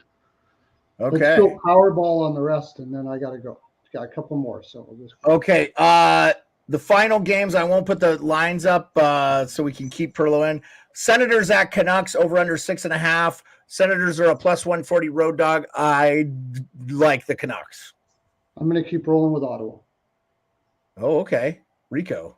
Yeah, Ottawa one. Yeah, you know what? I'll take a flyer on the Senators here too. Okay. How about this one? Maple Leafs at Kings. Leafs are a plus 114 Road Dog. The over under 6.5. Maple Leafs at Kings. I like Kings all day here. Yeah, it's gonna be tough game. Tough game for the Leafs. I'm thinking Kings too, but I'm not gonna bet it just because I don't want to cheer against the Leafs. But I'm going to take maybe even a draw. Toronto I'm Maple say draws. Kings team total over, whatever the team total over is. Like, who's going to be in net for Toronto? Like, so, I mean, it's going to be Martin Jones. So, Yeah, give me and it Kings could be team David total Rittich. over. Could be Rittich for LA. Yeah, so over 6.5 and Kings. You're getting minus 115 for an over there. That's because LA is an under team, but I can't see that not being an over. Yeah. 17 seconds left to go. Still empty net. Looks like it's going to be Seattle Krakens win 3-0 in the Winter Classic. Nice block shot there at the end by Brandon Tanev. The Tanev boys. Oh, what are we doing here? Why are we stopping it with 5 seconds? Give me a fucking break. Okay. All right. Last game. Red Wings at Sharks. I like the Wings. The over under 6.5. It's probably a Wings 6.5. Wings puck line. My gosh, I'm doing that. I'm putting that in right now. I didn't even realize you get that good of a number on that. Oh, Pietrangelo tried to rip Tanev's arm off with his stick with a slash. That's why they called it. He broke his own stick, and I don't even know that he hit him cleanly. But Tanev didn't like it, and it was kind of a dirty play by Pietrangelo. He's not known to do anything like that. Yeah. Well, listen, guys, this is a record stream for us. Jay, you have to come in at the end. You have to come in at the end and say why they're struggling. I don't know, buddy. I still think you're okay. Jay just comes in now. I gotta go though, guys. Yeah, thank you, bro. We'll see you, buddy. Have a great one. Okay. Seattle Kraken 9 consecutive points in games. That's a franchise record. Second career shutout for Joey Decord. First Winter Classic shutout. What a great game. Are they going to shake hands? Seattle finishes on the power play. Kraken win. Jay, I don't think you have anything to worry about. It's a tough one, but I think this was the single most important game for the Seattle Kraken this year. Did they shake hands or did Vegas just walk it off? Oh, no handshakey, huh? Oh, dude, I don't like that teams aren't shaking hands at the end of these games, man. Come on, shake hands. It's a cool spectacle. You don't win, but you come in. Oh, you didn't want to talk? Oh, okay. Well, you're always welcome to chime in, Jay. Thank you so much for being on the stream the old time. You're okay. Your Vegas Golden Knights are not in huge trouble, buddy. You're gonna lose games. This is a big one. Rico, thank you so much, man. Go enjoy the rest of your Monday day off. Let's chat later. Have a good one, my man. We'll call it. 3 hours is a long time. We took a small break, but thanks for everybody that hung out. I want to thank again the wife for coming on. John Duncan from Off the Wall Hockey. John Viveros from Hot Take Hockey. We had a great Happy New Year to everybody. Thank you, everybody, for coming in. Rick Smith, Jay, all our fans, Logan Hacker, all you guys. Thanks so much. Appreciate you. We'll see you again tomorrow, 10 p.m. Eastern. We'll talk about how we did on some of these bets. Okay, Rico? Sure, buddy. Yeah, have a good one, brother. Take care. Yeah, you too. Have a good night.